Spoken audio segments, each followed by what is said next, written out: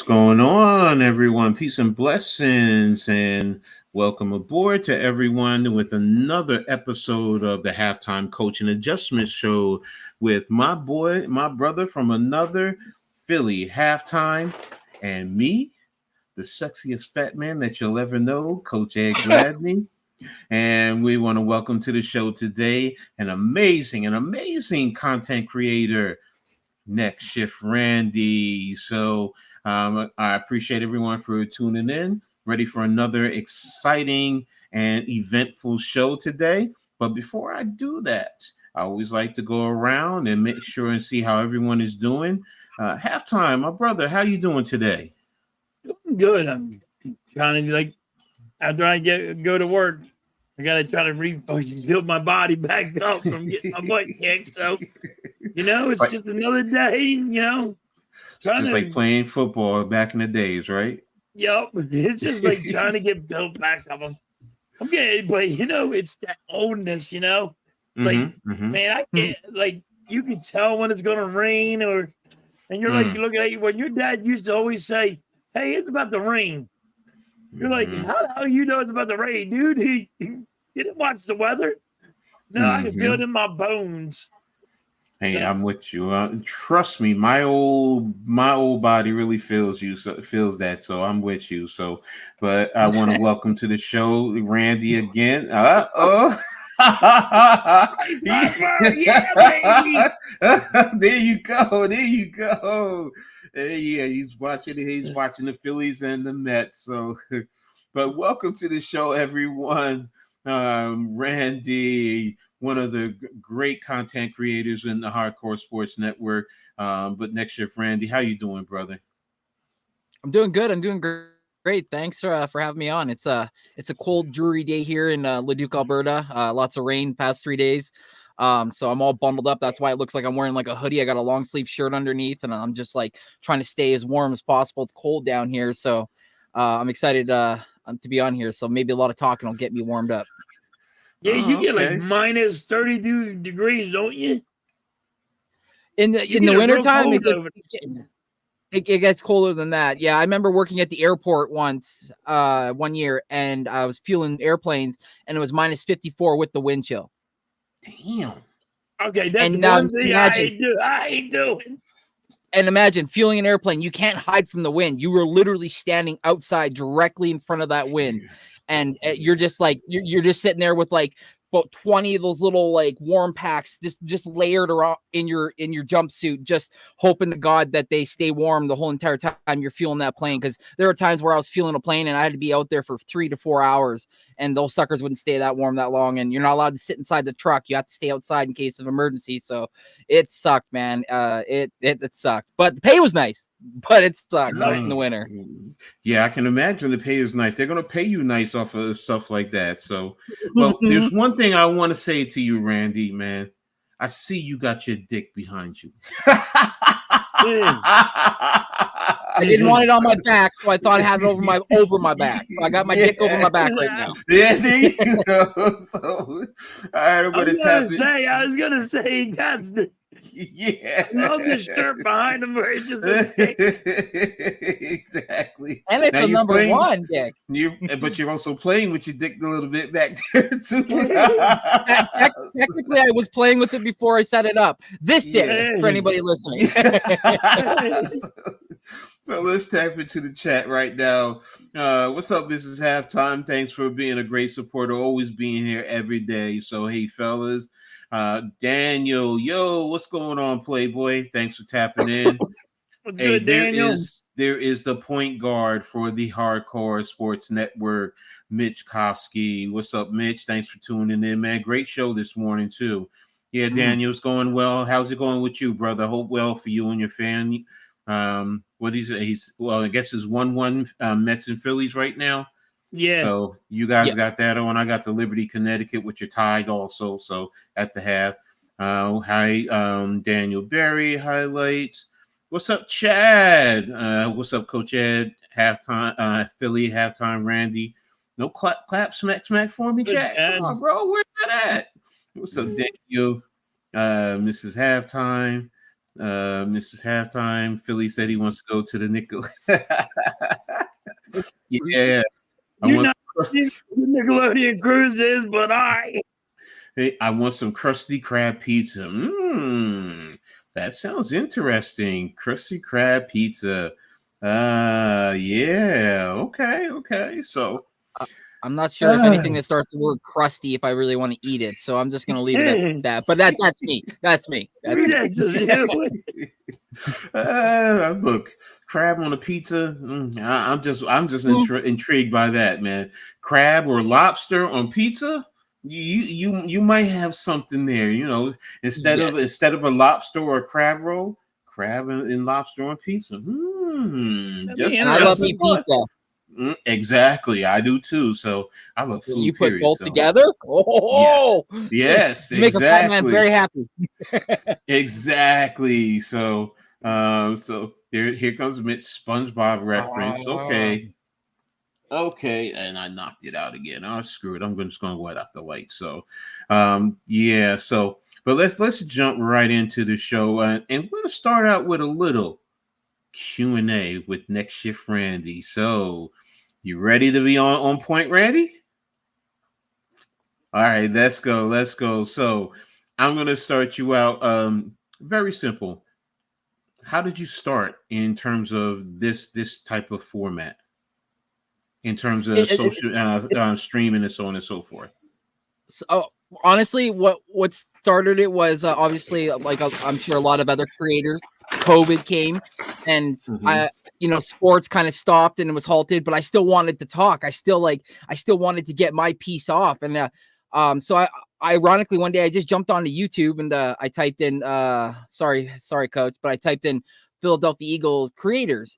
And a list of creators came up. Obviously, like you said, point guard Mitch Kofsky was at the top of the list. So I clicked his page and I started watching some of his videos, and I was like, wait, you can put videos out like this and people will watch them.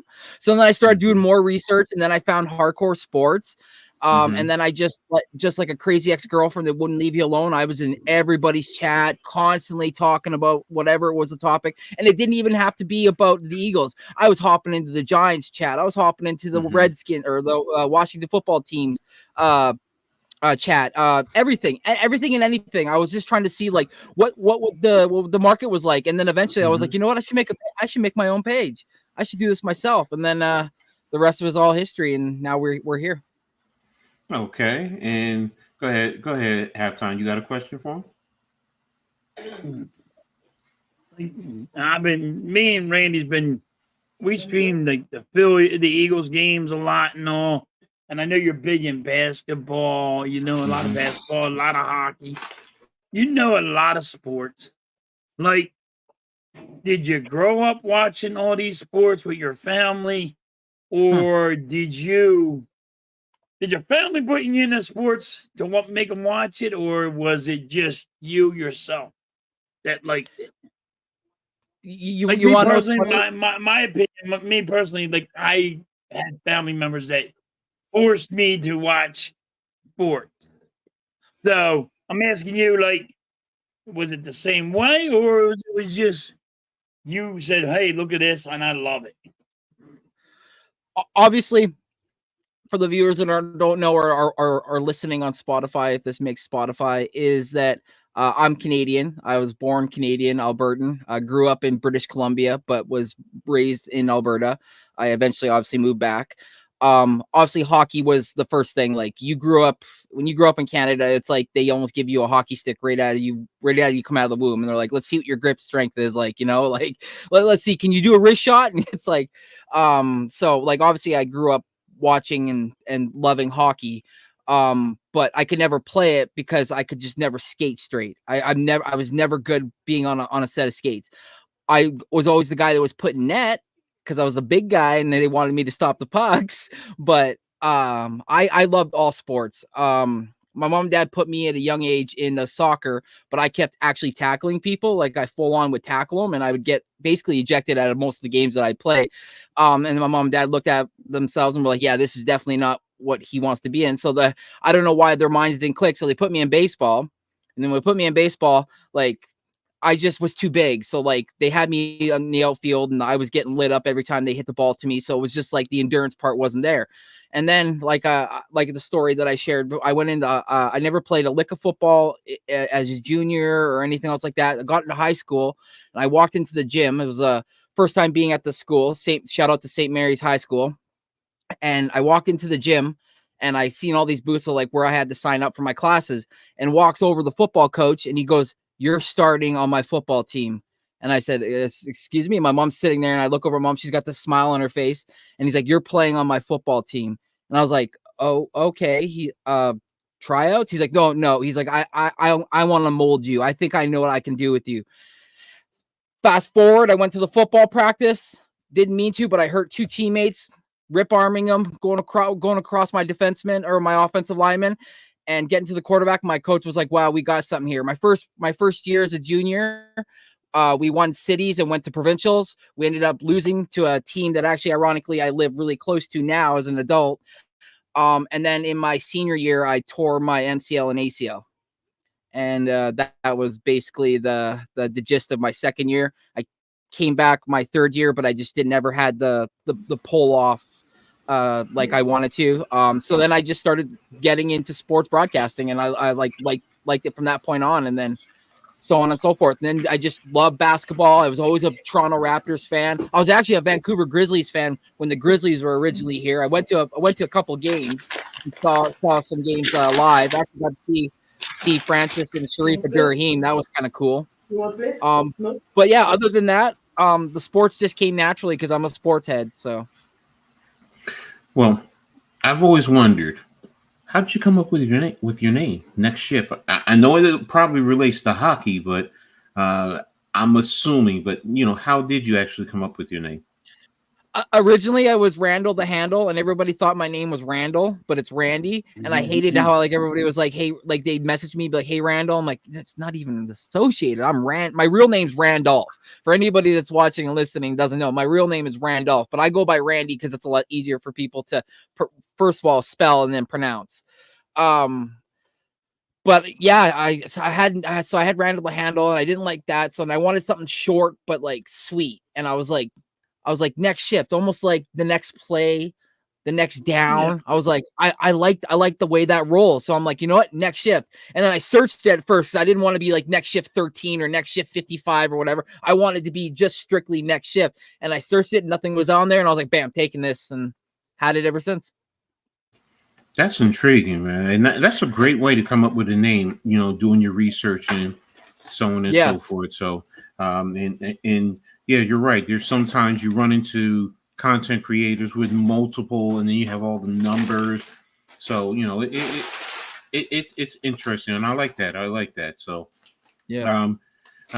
Now we see what sports you've covered, but were you a fan of each of those teams? Like you said, originally it was the Grizzlies, but then you went over to the Raptors, Toronto. And you talked about the Blue Jays. Why? And why are you a fan of the Eagles? I mean, why are you a fan of all these teams?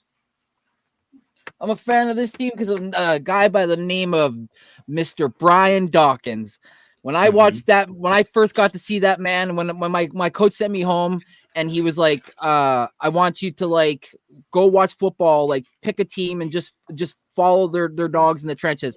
And for some damn reason, every time I watched videos on the Eagles, Brian Dawkins came up making a big hit after another big hit, jumping, flying like almost before the Troy Polamalu era, diving on dudes, flying through the air, like just literally putting his body on the line for the team. Basically saying like, I play for the logo on the front. My name's just represented as the guy that's protecting that spot. And I took that with pride. And I was like, you know what? Not only do I like this team, I like that mentality, I'm going to play like that as well. So for me, the Philadelphia Eagles, obviously, every year is a different team, but for me, that era was what embodied me as an Eagle fan and wanted to play like. So watching them and just seeing like the ferocious team, and not sliding on anybody else's team out there, whether or not, you guys had your Michael Strahans. And then, by the way, I was pulling for you guys every time in the Super Bowl versus those fucking cheaters, the damn Patriots. Come on, Brady, you suck. You don't deserve the praise. You're a cheater. I hate you. Yeah, that was that. Yeah. So since you said that, Randy, I do have a question. Yep. Who do you hate more? Is it the New England Patriots, or do you hate the Dallas Cowboys? Oh man, who do that you one hate more? Even though New England cheated, or do you hate the Dallas Cowboys? I'm gonna say because I really felt like, I believe it was 03-04 when we went to the Super Bowl and Terrell Owens came back from that horrific injury and everybody thought he was done, and he actually led the Super Bowl and led us in that comeback, and we should have won that game, but fucking Tom cheated. So for me, it's probably got to be more 51% Patriots, 49% Cowgirls, because I will never give the Cowgirls I won't call them by their name. I no. So yeah, it's 51-49. Pretty close though. That's a good one. And trust me, I understand about the Cowboys. I have to say it right now because they've been beating my team up. But I usually say that team from down south. That's what I usually say. But fair enough. In terms of sports, you were talking about playing in playing football. Was it actually Canadian rules or was it Americanized football when you played out there? Canadian. Okay, it was Canadian. So the 3 down in the wider field got you, no problem. Yeah. All right. Now, I wanted to ask you, in terms of content creations, what are your ultimate goals as a content creator? By the end of this, for people to have the word next shift just roll off their tongue when they talk about YouTube creators, when big names get brought up, my name is in the top 15 of the best creators out there. I want to be somebody that brings stats, but also brings a personality with that stat as well. I don't just want to be somebody that sits here and talks to the screen. Is this that I am going to be a bit boisterous? I will swear I am. That's my character. That's who I am. I can't turn that off. When I turn it up and I turn it on, you get what you get. So for me, that's what I want to be known for. See, I like that. Turn it on, turn it up. Yeah, there you go. Yeah, I did that for you. I appreciate I do that. I do my research. Well, as a content creator, what do you think is your strongest asset? Oh man, obviously, other than probably my personality, I would have to say my desire. I think those two probably go hand in hand. I mean, like when people listen to me call games, I'm not just like, oh, he brings the ball. I'm like, I'm in it. I'm like, I'm talking like, oh, he goes down in the corner, he hits him. Oh, big hit in the corner, brings it back up to the point. Oh, he fakes the slap shot, brings it back to the other corner, shoots it down. Let's go. Like I'm going to be boisterous. So like definitely my desire and my ambition too. So. Yeah, I love your laces, Cole. I'm sorry. I've always loved that, man. Thank you. So, I know some haters out there, but hey, that's how I was brought up. Hey, hear those laces? I love that sound. That's just exactly. So, what athlete or athletes would you like to meet from your content? As being a content creator, what athlete or athletes would you like to meet? Oh, I think hands down for me would be, first of all, would be Vince Carter. Because now that he's in the Hall of Fame, like just being able to get a Hall of Famer's perspective, and like obviously he had his good times there in Toronto, but I'd like to know like what he felt like during the bad times, and like what eventually made him become a net. And then, like the Raptors turned on him, and then eventually once he made his tours through other teams and went to Dallas, made that big shot in the playoffs. I mean, just for me, it would definitely be Vince Carter. And I know that's because like I'm a huge fan of his, but I just, like the teams he's been on, the minds he's been able to pick, the coaches that have been able to pick his mind, and then just the player that he is and embodied, and like just I don't think there will be a player like Vinsanity for a little bit. What is it about Vinsanity that you loved about his game or appreciate about his game? That he did not like, and there's no disrespect, don't get me wrong, but his disrespect towards the defense. Like I know he respected him, but man, did he not? He didn't care who was in front of him. Like I know it's an older Mutombo and this, that, and the third, but they still have that no mentality. No. And he attacked the basket, man. And then in the playoffs, in the Olympics, when he played for the US and he damn near dunked over the net, like it was like check him. Did he not have springs in his feet? Like, how does a human being able to lunge that hard? Like, it was blowing my mind. And like, I know I'm an indigenous white male that, can't probably jump for worth the shit. But I literally, after seeing that, got a basketball net and was trying that stuff. Like, literally, I would be rolling my ankles, falling into the garage, like you name it. Come in, my knees are all burnt up, my elbows are all shot. My mom's like, "What happened? Did you fall?" And I was like, "Yeah, I tried to do a windmill dunk. I can't windmill." Try to do a windmill dunk. I can't do that. But look at the effect he had on me, though. That's what I mean. So, like, could you imagine other kids that had the ability, like, they were able to take it to the next level? So it's like what he did to inspire not only just like me, but many generations of Canadians was crazy. Okay. And I'm going to hit you with a little off the cuff question. All right. You ready for it? Oh, yep. What's your favorite dance move? Oh God, and by the way, I like to dance. I do. I know. That's why I asked that. And for me, for all the ladies out there, by the way, I am taken. So no, sorry, off hands off. I love just getting right in the center of the dance circle. And I love just like taking my hand, kind of putting it somewhere and shaking the hips, and then like bending the knees, getting low, and kind of like then feeling myself. And then like people will flock to that. I don't know freaking why, and the next thing you know, I'm on myself. I'm backing that stuff up, telling people watch out. So there's many moves, but definitely the feeling myself, shaking the hips thing. My mom always said, she's like, "Boy, you got hips, shake them hips." Yeah, I'm with you, man. That's a good one, man. Backing it up. So, halftime. You got a question for him before I go on? So, Randy, I know you work and you got your family, how do you balance it all out? It's kind of hard, Joe. I know where you're going. When you say it, I know what you're going through, because it's very hard. Because I work a lot of hours, and I'm like, sometimes I just don't know how I'm balancing it out. Sorry, Jerry. I wanted to know, how do you balance out? Oh man, it's difficult sometimes, halftime, and like for somebody like me who has like a set schedule when it comes to like hours, yours is probably more difficult, because like yours could be from sun up to sundown almost, in a sense, if there's a project that needs to get done. Where mine, it's like, okay, your hours are up, you can go. Then you got to battle, if you're exhausted, if you're tired, this, that, the third, because like I said, you want to come on here and you want to give the people, the content creators, what they deserve, which is like your true self. And if you're kind of tired, it's it kind of hurts it a little bit. But for me, man, it is tough. It is. That's why like sometimes like I gotta say no. And as a content creator, I've learned that always isn't the bad thing. People got to understand that you also have a life and a schedule as well, and that things do come up. So, because at first when I was a content creator, I say yes to everything, because I was like trying to please, and I didn't want anybody to think that I was any less of a content creator than them.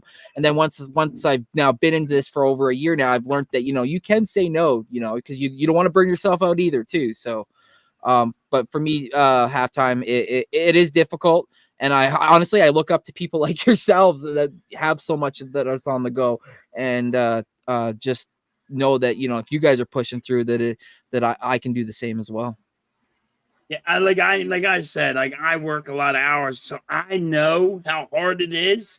Yeah. And people are like, "How are you doing it?" I'm like, you got to just push through it, but you also got to make the wife happy. You got to make the kids happy and all that. See, that's where I'm lucky though, because I live by myself, so I don't have to worry about that. My kids are grown.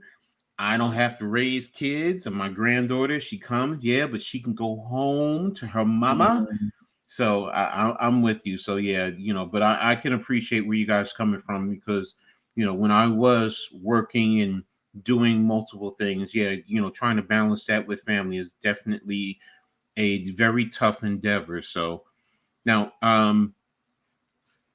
who do you have a favorite content creator? Besides me. I want to be like, besides you two, gonna pump some tires right here. Besides, Coach Ed and Mr. Halftime. Actually, like I said, when I typed in Philly creators, I saw Mitch, but there was also another fellow, and his name was Joey Shakes, and I went into his chat, and like I saw like he would have like 400 or 500 people like on a go in his chat, and I'm like, there's no bloody way this guy's seen my message. I now have his phone number, and I can like text him. Like that's how good of a relationship that I was able to build with him, even though there was so much there. So like for him to be so humble, and for him to be such a like an approachable person, like, and he's also got a busy schedule because he works nights. So for me, it's Philly Shakes. It's Joey Shakes. Joey Shakes. Yeah. All right. Now, my last question to ask you in this segment is, for any aspiring content creators, what advice do you have for them? Well, I mentioned before, yeah, exactly. Yeah, he even came on the MK headlines when we had MK headlines, which was pretty cool. And he made a couple appearances, so it was really neat that he set aside some time for us as well.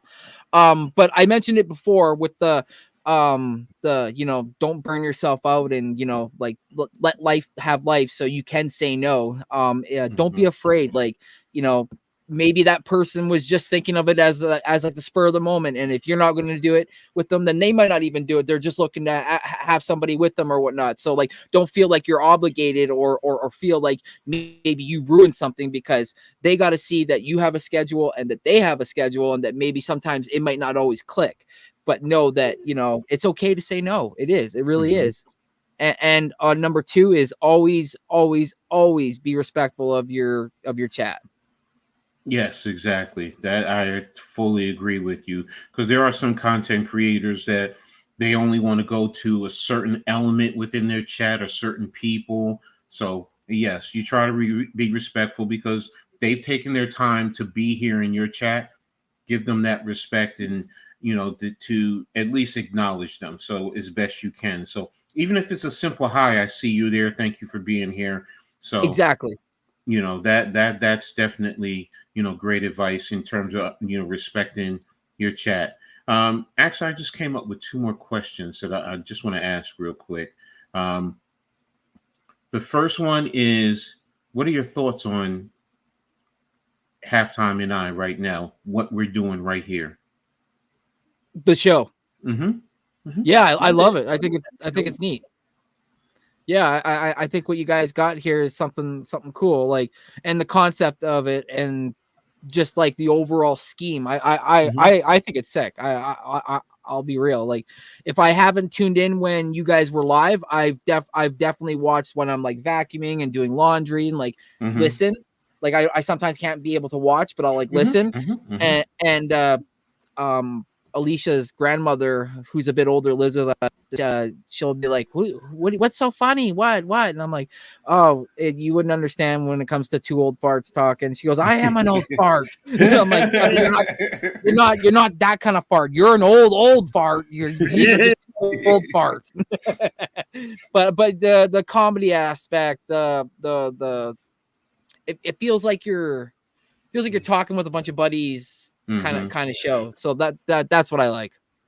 All right. Any suggestions that you think that could help better the show? Nothing yet, because you guys it's still early, and I already like what you guys already have as a base. So maybe in the future, maybe a nip here and a nip there, but right now you guys have what I think is working really great. Okay. Well, I really appreciate that, giving us a little insight into who you are and contributing, and letting the audience know who next shift Randy is. So we're gonna go ahead and I transition. do have one question for Randy. Oh, go ahead. I'm sorry. I should have asked you that, brother. No, I'm so sorry. no. I just got one question because it just dawned on me. Uh-oh. Where do you rank? Like, what's your best team? Like, sports that you like first? What's first, second, third, fourth? Last. Like, is football your number one sport you like, or is it baseball, or is it hockey? Since you're Canadian, I know a lot of Canadians. They would say hockey. Not this Canadian. No, I got the NFL. So like football. I'll throw in the CFL with that because I do watch that as well. Football, then UFC. So I love watching UFC. I'm a big fighting fan. Then basketball, then baseball, and then NASCAR. All right.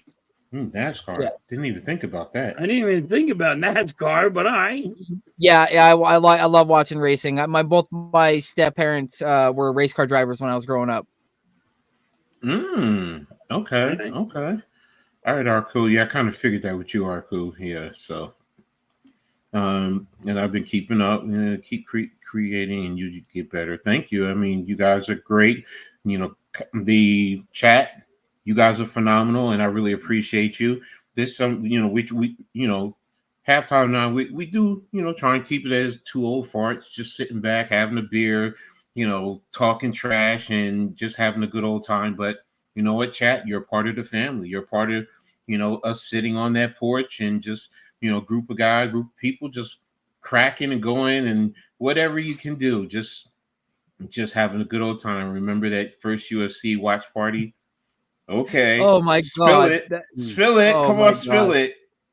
So obviously it was one of my very first live streams that I did by myself. AK was on it with me. It was me, AK. And I can't remember. There was somebody else was there as well. But I had my setup completely different than what I have it now. And I didn't know how to mute my mic. Like I didn't know how to turn it off. So I tried to duck under the mic or under my webcam, and I toe picked, and all you hear is the sound of a 300+ pound fat man falling into a deep freeze and screaming because he hit his back. And then AK goes, "Jesus, dude, are you okay?" And I'm like, "Oh, my fucking back. It took the air out of me." And then I couldn't get up, and all you hear is Mrs. Next Shift in the background bawling her eyes out laughing. She can't even get up to help me because she's like on her side. And it was just like I went back and watched, and you can kind of see like my head and my back kind of like tippy-toeing across, and then also you see the point where I toe pick and I just disappear. So thanks, Nick, for that. I remember that. That would have been hilarious. Yeah, first, are you all right? But then afterwards, you fall out crying, laughing. So that's a good one. So here's a question: did you follow Eddie Alvarez in UFC? Yes, I did. I followed him actually when he was in Bellator. I was a big Bellator fan too before then. And I was actually a WEC fan before the UFC bought WEC as well. So I was a huge Uriah Faber, Eddie Alvarez, all those guys that came over from WEC and then went into Bellator, and then UFC bought out Bellator and they came into the UFC. So yeah, I'm a big Halftime. The reason why Miss Halftime's asking that is because Alvarez's wife, she went to school with. Oh, sick. So she knows him. So. Okay. Exactly. So, all right. I know this is a bit off topic, but I actually I lived a block down from the British Bulldog growing up, the WWE wrestler. Remember Greg the Hammer? Remember Greg the Hammer Valentine? Yeah. He lived like down the street. Did you guys know these wrestlers? I did. I talked to Greg Hammer Valentine. My brother's like, "Dude, why are you talking to that guy?" And I was a kid, and I'm like talking to this guy. Dude, you're talking to a stranger. I'm like, Your dad ain't a stranger, dude. He's a wrestler. He was living with his mom. Like, because they didn't really make money back in the day. Yeah, I've heard that story too. In the beginning, they really didn't make much money. So a lot of athletes were like that back in the day. So understandable. I think because of the British Bulldog, I learned about boobs. He always had women on his Harley with him all the time with like just tank tops and like nothing else and very see-through. Yeah. And we would just be kids sitting there licking ice cream, being like, and he'd pull up and he'd be like, remember, ice cream. He'd be like, remember, kids, it's boobs. And it's, he'd say something like boobs and bikes and Harleys to the sky or something. And I was like, oh, he's high. Guys, don't worry, he's high. Yeah, you're right, Arku. It is a great game. And, you know, I'm sitting here. I'm really stressing. I'm not going to lie to you, man. I'm sitting here stressing over that game right now because we're down by 3 now at the end of the third quarter. So and it's always the same thing with the Liberty.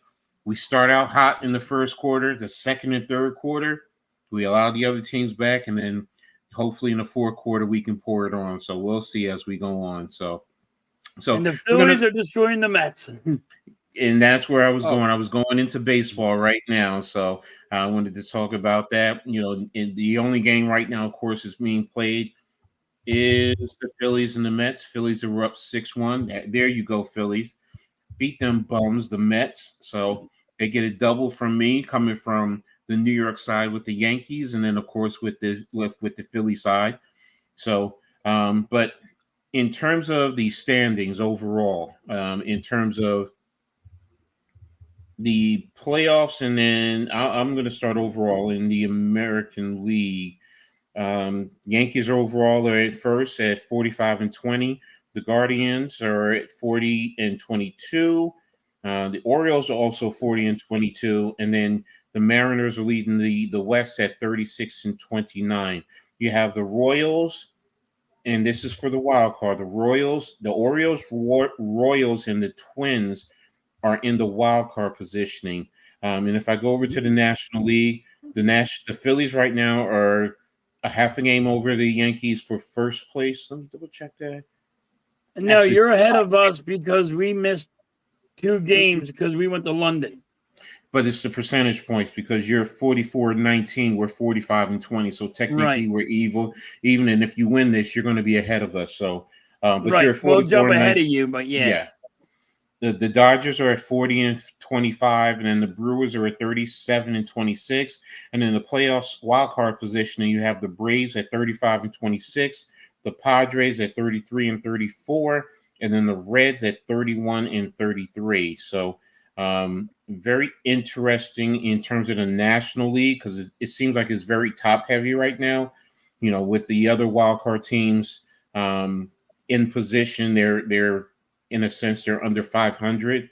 Those bum Mets are at 27-35. Thank you. And yes, there is a debate, or there are the comments that they're the worst team in baseball. Yes. So they're pretty bad. They're pretty bad, man. They are.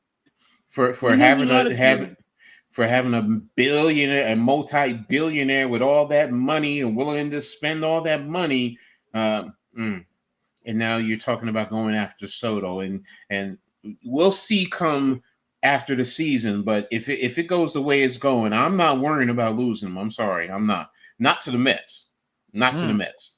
I would not worry about it. So, but talk about your respective teams. Start with you, Randy, about your Toronto Raptors. I mean, I know you said that it's you guys are what 30-33. What do you think they have to do at least to get into wild card contention?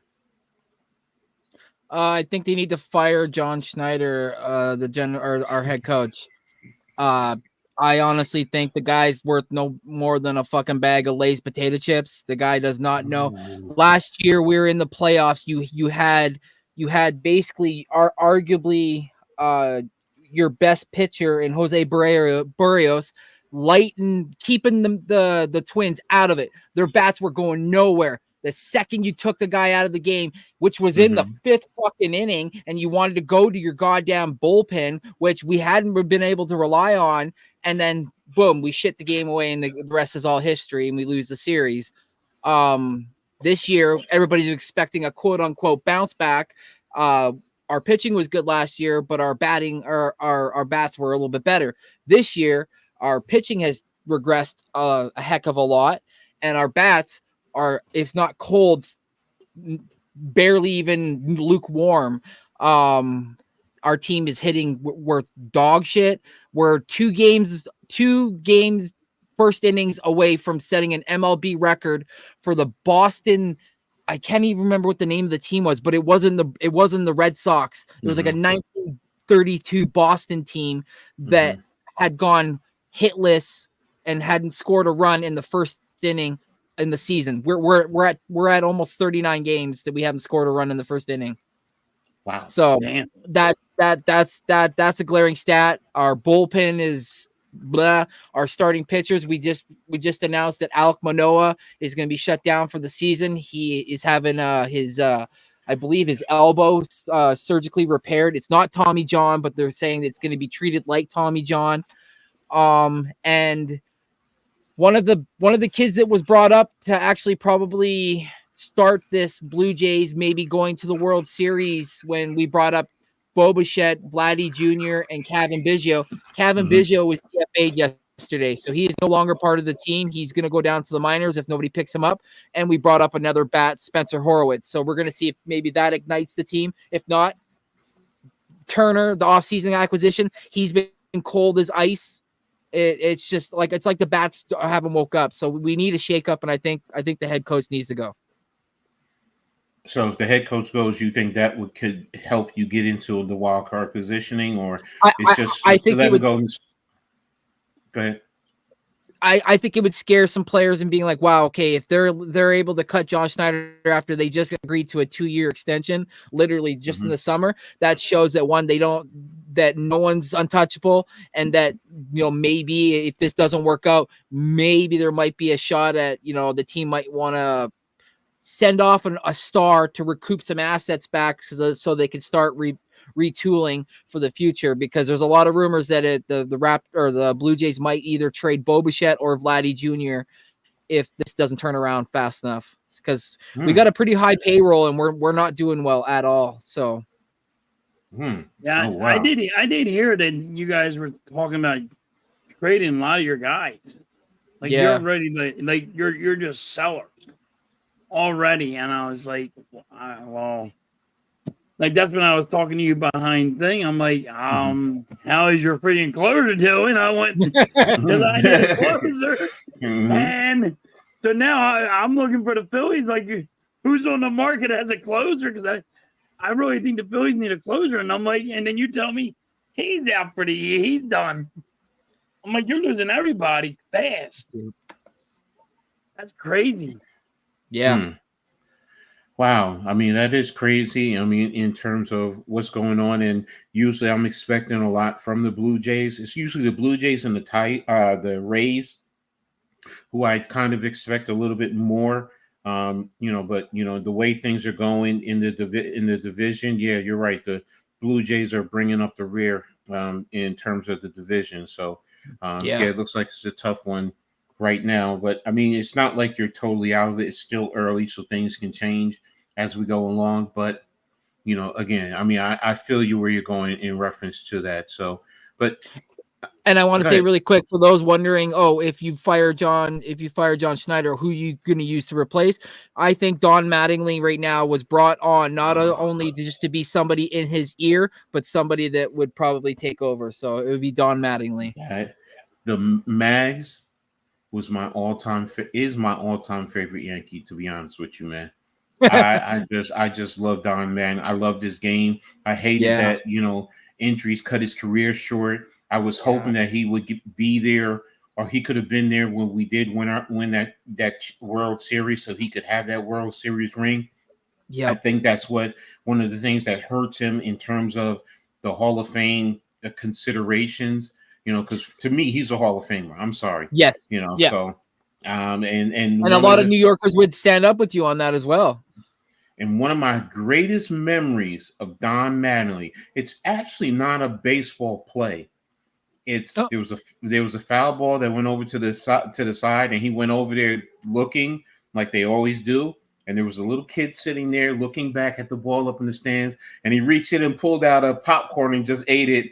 And the kid turned around and he's standing right there. And there he is, eating his popcorn before he goes back on the field. So yeah, I remember that one. Yeah, that was one of my greatest memories from Madden League. Because as a kid, you was wow, he ate popcorn from me. So yeah. So, I remember that one. His toes of my popcorn. He's like, yeah, that's pretty cool. But all right, halftime. Talk to me about the Phillies. Let's get a little rundown on the Phillies. Their Phillies are on fire. Like this is unheard of what the Phillies are doing. So I'm not used to this type of thing. This is only the third time in Phillies history that they've been on this kind of a winning streak. They never got before 60 games. They never got the 40 wins first. True. So, and this is just what's happening right now. Look at, Ranger Suarez is on fire. I mean, he has to wait till he gets paid.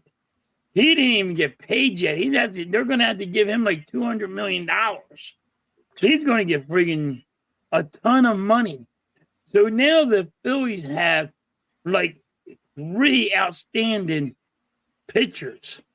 You know what I mean? They got good pitchers. The only problem I got with the Phillies is the bullpen. But, I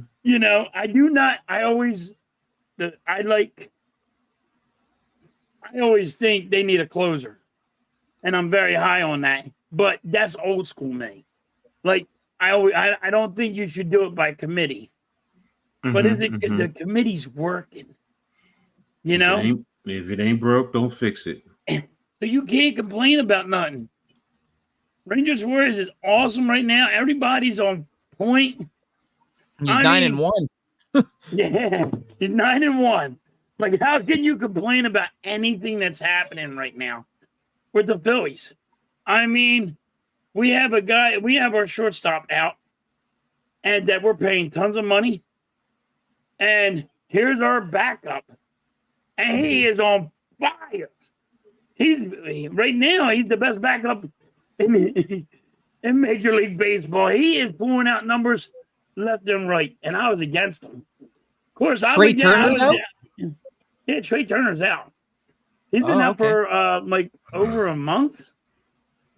So Turner's been out, and you got Soto over there just friggin' hitting the friggin' cover right off the ball. I mean, he is on fire, and nobody thought he was going to be like this, and but he is just lighting it up.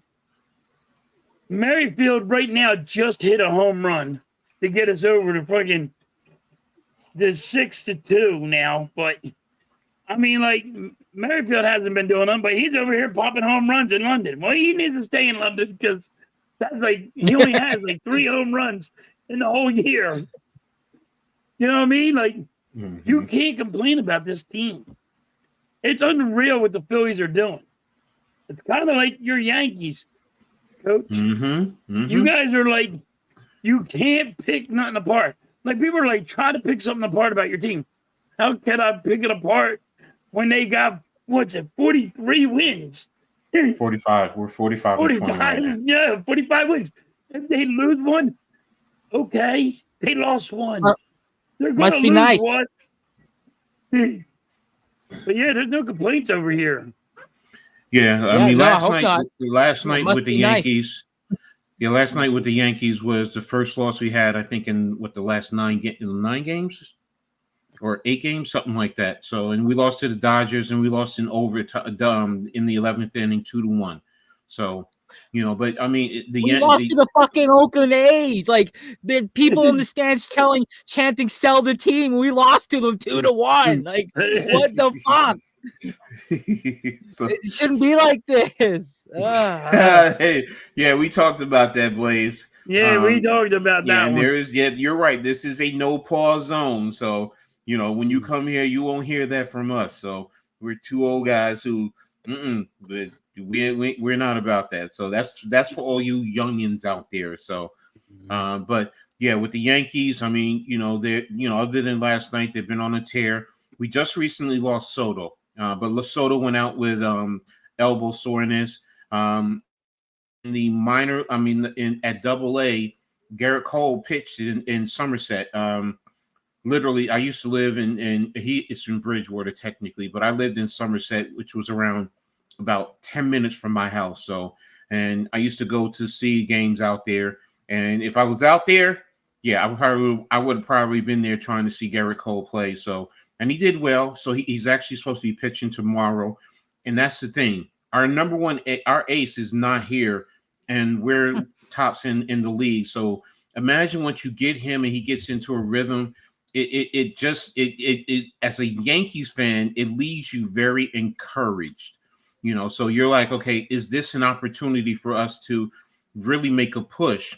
I mean, you have what's his name, Gil, whatever. The kid is amazing as a pitcher. I saw him in his most recent game, and I'm just sitting here watching his stuff, and I'm saying to myself, wow, the way he moves, and he pitches like he's a veteran. So, I mean, you have the staff, guys who, you were worrying about, but they're out here producing. So, and that's the thing. They continue to step up game after game and gain confidence. I mean, killing it with home runs. Judge, will he surpass his record? That's the question right now I have for him. Will he surpass his home run record in the American League? Because he's doing a phenomenal job. And I think Soto helps him. I really think Soto helps him because he's starting to see some pitches. So, yes, he started out slowly, but look at what he's doing now. He's tearing it up. So, and then Juan Soto. Too, Coach. Yes, Stanton's in double digits in home runs. I do wish his batting average would be a little bit more, move up a little bit more. But when you go up and down the lineup, it's like, well, where is an easy out on the Yankees? And you don't have it. You don't have it. So, inner squad play when the pitchers are batting. Yes, yeah, exactly. So, I agree with staying in London. Let's see, picks it up. Yeah. So, but again, it's ultimately I'm hoping for the perfect World Series for me would be the Phillies versus the Yankees, and then of course the Yankees winning. So I mean, I'm going to be honest. So that would be the ultimate for me. So, but just having those two teams there, it would be a heaven for me right now. So, but in terms of the standings, playoff standing, that's what I think it. That's one thing that I wanted to look at. We talked about the hottest teams, in terms of baseball. Halftime. Who do you think is one of the hottest players in baseball? Hottest players. Judge is always on fire, so there's you just can't not mention him. But like for the Phillies, it's Bohm. Bohm is Mr. RBI. The dude's just Mr. RBI. Right now, his RBIs are crazy. And so I mean there's a lot of good hitters out there. I got to go with Judge, and then I would put Bohm in there. Okay. You got a lot of teams that have great hitting. I mean, even a team that's bad, they still got good hitters. I mean, they just are on a bad team. Basically, and that's the thing. Sometimes when you're on a bad team. So, Randy, what about you? Who do you feel is one of the hottest players in baseball right now? It sucks that I can't say any of the Blue Jays. But I gotta give a shout out to that kid in Kansas City, Bobby Witt Jr. He is playing himself on fire. He's got batting at 330 or 323 average. Just last year he kept everybody kept saying, "Oh, will he keep it up?" This year he just seems to be starting on fire. 11 home runs, 47 RBIs, and just tearing the skin off the back of the ball. So for me, it's going to be Bobby Witt Jr. Okay. So, but I'm with halftime. It's Judge right now. If you want to say Soto's another one. I mean, yes, I'm a homer. Call me a homer. I'm talking about my Yankees, but yeah, but you can't call yourself a homer when you're talking about Judge. But no. That's why I said it. I'm a homer. A homer. No matter what team you are, you're missing it. You're missing it. Home run. It's a homer. Yeah. That's why I said I'm a homer. Yeah. Doesn't he have like 20? What's he have? 22 or 21 home runs? Check that. Yeah, he's. Soto's got 17. Soto has 17. No, Soto has 17. Judge has 21. Judge has 21. Soto has 17. Stanton has 15. Harper has 15. I mean, like, Harper's like looking at his baseball bat right now, like, yo, we got to start hitting some balls. That's why they're calling that three-headed monster in New York. They're calling it the Hydra. Because you got Stanton, Judge, and Soto. It's like pick your poison. And if they were smart to stagger one in between, it's like you said, okay, if you end up walking someone and those suckers get the walking in one, it's 2-0 already early. So it's exactly so. And that's what the Yankees have to do. The Yankees need to just get a batter that can get on first. And then you need the guys to get on base. This is a small ball. Even if they just hit double. Yeah. All right, here's my green guys that are on fire.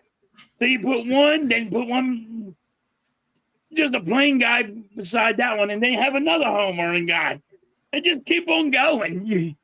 You'll never stop them.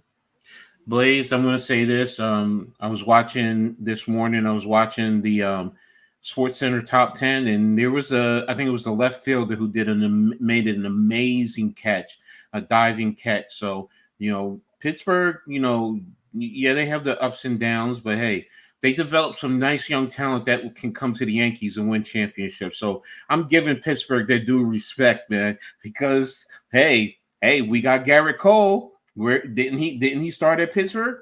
I'm just saying, man. So Blaze, I'll let you know. I told Blaze, I'm like, you guys Pirates you guys are better than you guys think you are. And McCutchen is having a hell of a season, and he's 39? It's like, good for him. Mm-hmm. But I'm looking at, like, I see Vic in here, Blaze is in here, all you Pittsburgh Pirates fans. Yo, you guys really got to look at your team. Your team's on fire. Your team's a good team.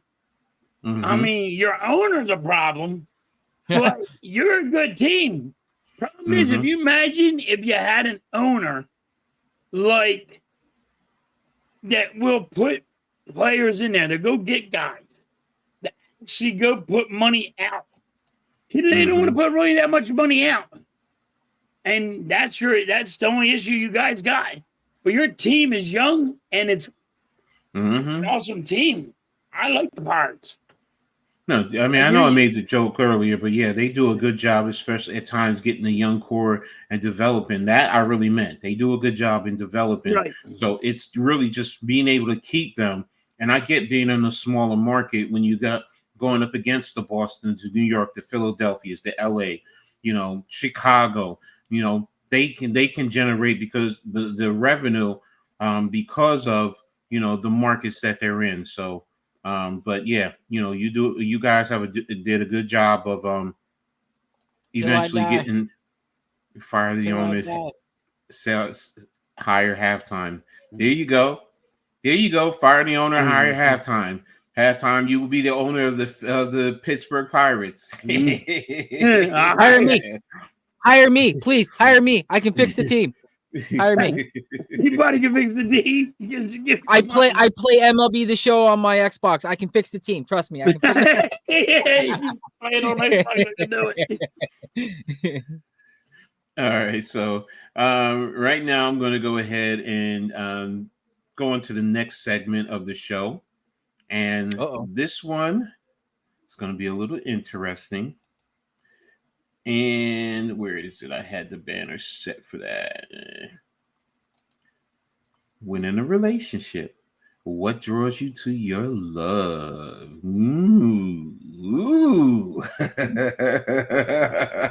So, all right. So I'm gonna start out with the Playboy up there, right next to me. Halftime. What drew you to Mrs. Halftime in the beginning stages of your relationship? What is it?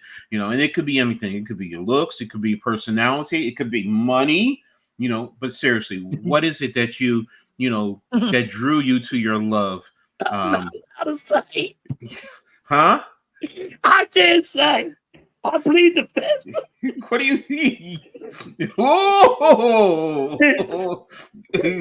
I'm gonna get myself in trouble. You do. I'm gonna get myself in trouble. I'm not gonna lie.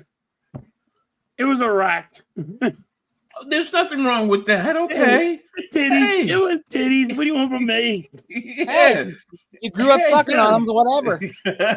Honest with you, I was drunk at a party.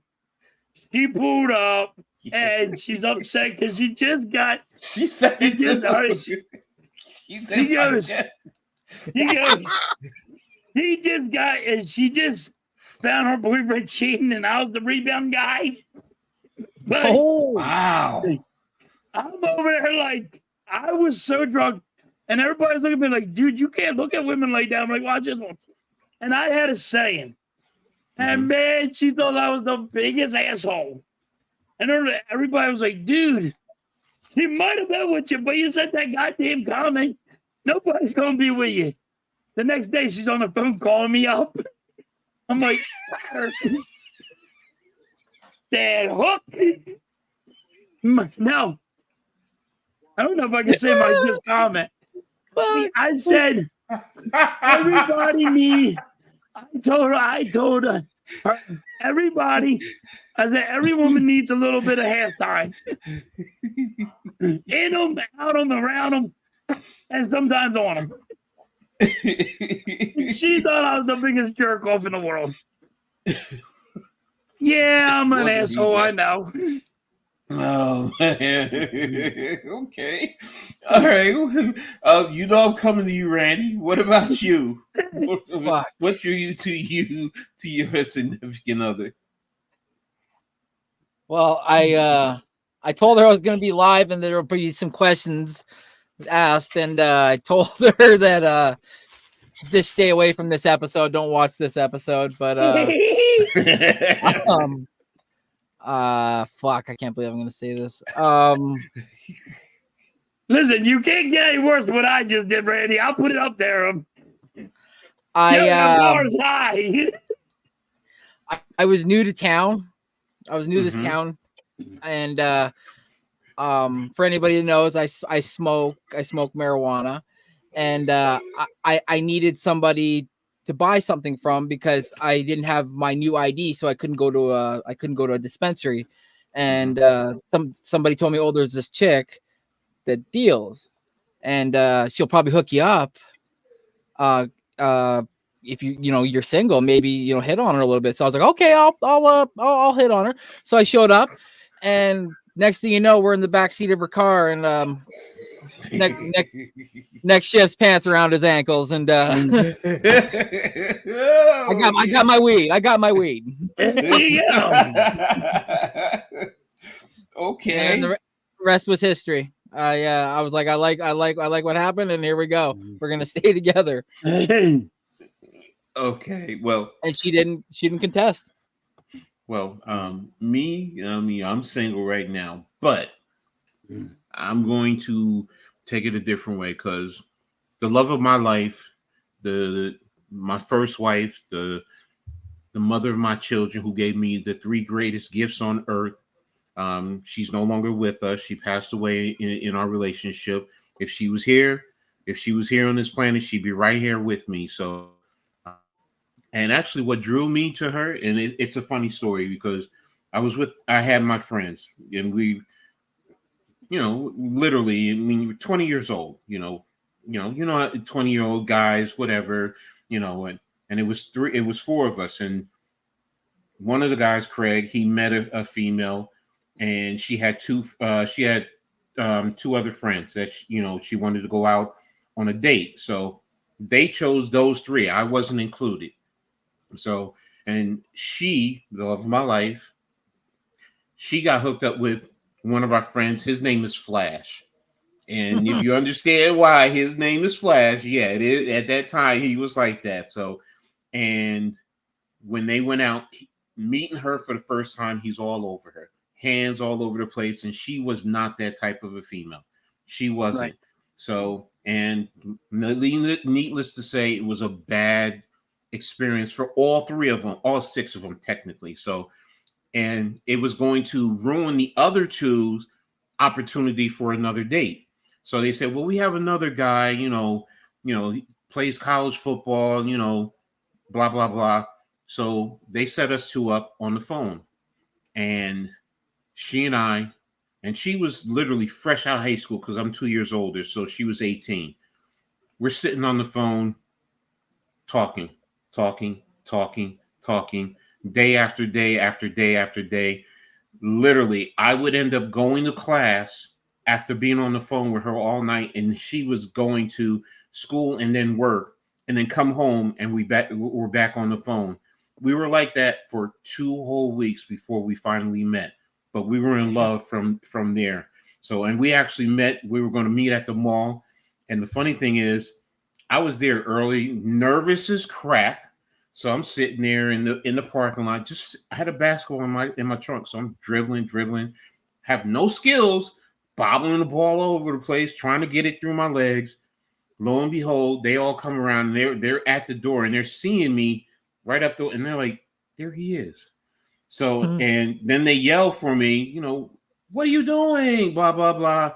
We got the girls over there. You look stupid in the middle of the street, playing basketball by yourself. I'm like, I'm nervous. So, and why did she feel it was so cute? She's like, I'm a big football guy, but I have no basketball skills. I'm bumbling all over the place, whatever. And she said it just humanized me to her. So, that was the thing. And then we were together for 15 years before she passed. So it was just, that's what, and what drew me to her was just her personality and the way she would talk to me. I mean, and she's the only female to this day check. And when I met her, I was 285. She was 95 pounds, but she's the one that could put me in check, really put me in check. Other females, you ain't putting me in check. I'm gonna do what the hell I want to do, but her, yeah. And the thing is, that's when she's the one. So that's what drew me to her. It was her personality and us talking for hours on the phone, just laughing. Oh, and the other thing is, my birthday is 6 days before her in February, so we were like, oh. Plus, our birthdays are literally right there, so we were like, we're the perfect match. So, yeah, she was my, as I like to say, she was my rib. She would protect my heart, and she would be my strength. So, she was definitely the one for me. So, but halftime. How long have you been with your wife? Get me in trouble. Hold on, right? I got a tattoo. I got a tattoo, so it's 23 years. Smart. I like that. Get the tattoo. So yeah, like 23 years. What about you? Sorry. What about you, Randy? This is 9 years going on 10. Oh, okay. Yeah. So I was with her from 87 to 2002 when she passed away. So and if she was here, our oldest daughter is 30, and she was born in 88, so she's 35 going on 36. So wow. That's how long she and I would have been together. So it was a great thing. So 21. Oh wait, 2004. Never mind. 21 years. Ooh, okay. You get yourself in trouble, right? Because you can't add. Because you can't add. No, all you got to say is, "I just can't add. I can't add." That's it. That's it. I'm not good at math, you know. I forgot. Just say you're adding. I just forgot it was 2024. Just say you're adding 2 years for interest. Might not last that long. Probably after this one, I'm probably getting divorced. All right, so halftime. What do you do to keep things going in your relationship with your wife? Ooh. We're just like, me and my wife are so tight that, and like I always say, she has to, your love of your life better be your best friend. Mm-hmm. I mean, through thick and thin, she's there. Your best friend is going to be your wife. Or if you're a woman, it's going to be your husband. Whatever it is. You got to be your compatible. That's your best friend. So, like, me and her, he likes different movies than I do. But we do have, like, we joke around and all. And we'll go out to eat. We haven't really been doing it lately. But we need to. Just to have me and her time. But when you have 2 kids, it's very hard. And when I work so many hours. But your best friend better be your wife or your husband or whatever. You make sure that person is your best friend. Because guess what? The guy that you think is your best friend, he's not your best friend. It's going to be your wife. She's there through thick and thin. She knows I walked through hell, and she knows all the trouble I've been in. She knows all the trouble I did. I mean, like, she knows everything about me. And that's the coolest part. Like, and that's what you all people need to learn. Your best friend is your wife or whatever. Back. But I mean, so me and her need, like, we always, your best friends. I mean, it is so cool that she's always there. So we always got our jokes, and like, I'll get off this stream and we'll sit there and joke about what was said and all that. But it's like everything. He'll be watching TikToks and send me something that, hey, yo, you were freaking out about work, and here's a TikTok about a guy that hates work, like hate people at work or something stupid, and we just start joking around. You always just got to joke a lot. Laugh. You got to make her laugh. You got to always, you know what I mean? She's your best friend. You all want to make sure you're going to still be with the same woman forever and ever and ever, or the same husband forever and ever and ever. Make her your best friend, make him your best friend, and that's how you're going to do it. What about you, Randy? What do you do to keep things going with your significant other? My humor. The fact that, I don't know if you guys have, or if anybody hasn't already, go check out my my TikTok videos, my early TikTok videos of me just being a goofball. It embodies what she doesn't have, and she embodies what I don't have. So she embodies. I'm not saying she's not funny, but I take it to like another level where she's like, "Oh my god, I can't believe you just said that," but she's like laughing, dying, crying. But she brings like a human aspect to the relationship that I'm not saying that I don't have it, but she has the ability to see it from both sides, where I'm more of a, I guess you would kind of want to call it a blinded horse, where I only kind of see it straight, and she kind of like sees it from both angles and then kind of like gives her perspective. And that's why I like to bounce things off of her, because I'm like, I don't know how I feel about this. What do you think? And then she'd be like, about this, and I'm like, holy shit, you're right. Yeah, all right, okay, yeah, all right, cool. I'm like, all right, here we go, champ. Let's do this on 3, okay? And like, we just have like, we have a quirky handshake that we do. Like, when she comes home from work, or if I come home from work, I'll dap her up. We'll slap dap. We go bap bap bap bap, and then we go like that. That's like our See, little there you so go. just little things like that. So you know, we've had our tough times, and we find our way through the dark tunnels. You know, you're gonna have your good, you're gonna have your bad, but like Halftime said, when you got your best friend with you, what more could you ask for? You know, you're so right when you talk about that, because that's the challenge in relationships. You know, what do you do to keep things going, especially in the tough moments? And you know, I've experienced it in so many aspects. And you know, that's the one thing about Cap. First and foremost, you talk about friendship. I mean, she was in love with me, and I was in love with her. You know, and I made my mistakes in life. You know, and but the thing about it is, she was always in my corner, you know, because I mean, when we first were together and we had our oldest daughter, and you know, I lived in another town, but I mean, literally, I was 10 minutes away from her. But you know, I was living with my mother, and my mother was going to move to New York.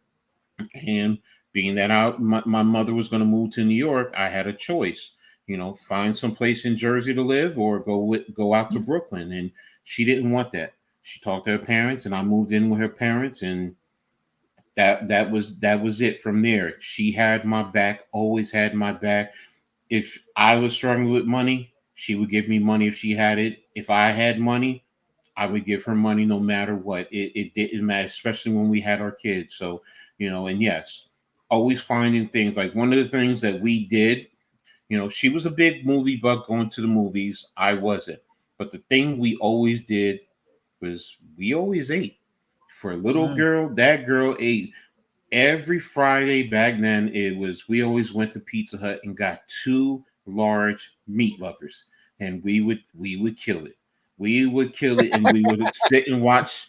We would watch a TV show, movies, whatever. And one of our favorite shows to watch together, even if she was upstairs and I was downstairs, and we both had it on, was A Different World. I mean, there were times where you Oh, know, Different World was a shit. yes, she the if anybody ever saw it, the wedding scene, she's upstairs and she's screaming and she's like, Eddie, did you see that? Did you see that? They finally got together. And I'm like, yeah, babe, I see it. I see it. Oh my gosh. But yeah, that's the thing. We didn't even have to sit to it, but we were still watching it together. And that's the thing that it is. So that in terms of relationships, that's you know some of the things that you should do, or hopefully you can do in terms of you know keeping your relationships alive. So but real quick before we go on, everyone, make sure you guys hit the like button. If you're new to the channel, make sure you subscribe to all three of us. Philly Halftime, Next Shift Randy, Coach Ed Gladney's Amazing World of Sports. The information is in the description. Make sure you hit when you subscribe, you hit the notification so you know, and share on all your social media platforms. And for those of you who don't know, yes, we do talk sports, but we talk about life, love, all different aspects. That's the thing about this show and this program that's going to be, you know, a little bit different from others, because you're going to be dealing with Philly Halftime and me. We're two old farts, you know, and we're going to bring you our perspective in life. And, you know, if it helps someone, great. But you know what? Some of you guys may give us information or give us things that may help us in our lives too, because that's what it's about. This is about more, not just sports, but it's about family. So, but you know, I appreciate everyone being here. So thanks a lot. So I'm going to go on to the next question. And Randy, I know you're not there as yet, but it's about kids. How do you balance family life and romance when you have kids? Well, somebody please tell me, because it is so hard. It is not easy, man. It is not easy. I mean, like, I have a 4-year-old and a 10-year-old. Mm-hmm. We do not have time to. We can go to the bedroom and just want to have a grown-up talk. Mm-hmm. And here comes the little ones barging in, trying to kick the door open, like, what are you doing? And all we're doing is talking, but we're trying to talk adults. But, you know, we're tired of seeing the little kids So you're always talking little kids. Like my daughter's, he's learning sign language, and I'm like, man, give me a minute. I mean, I'm fast. I can be fast, I think, but I ain't that fast. They don't give you 10 seconds. I mean, it is rough. It is rough. And all you want to do is like just have a grown-up conversation. They don't give you time for that. So, Randy, you might not have no kids, but it's going to be very difficult. You will lose your mind.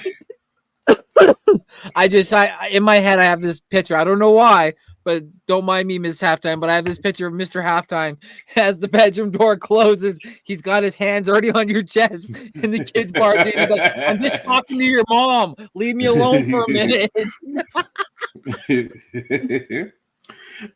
See, when we were together, you want to know, Randy? I'm gonna tell you right now. She's laughing her ass off you. That is so true. Randy, she's like laughing. She goes, "That is so true." I do it. I do it. Well, here. I'm like this. Give me. Honk, honk, honk, honk. Yeah, I'm trying. Yo, man, I'm just a trying to get a nut. Here you go. Here you go. Here you go. Halftime. Here you go.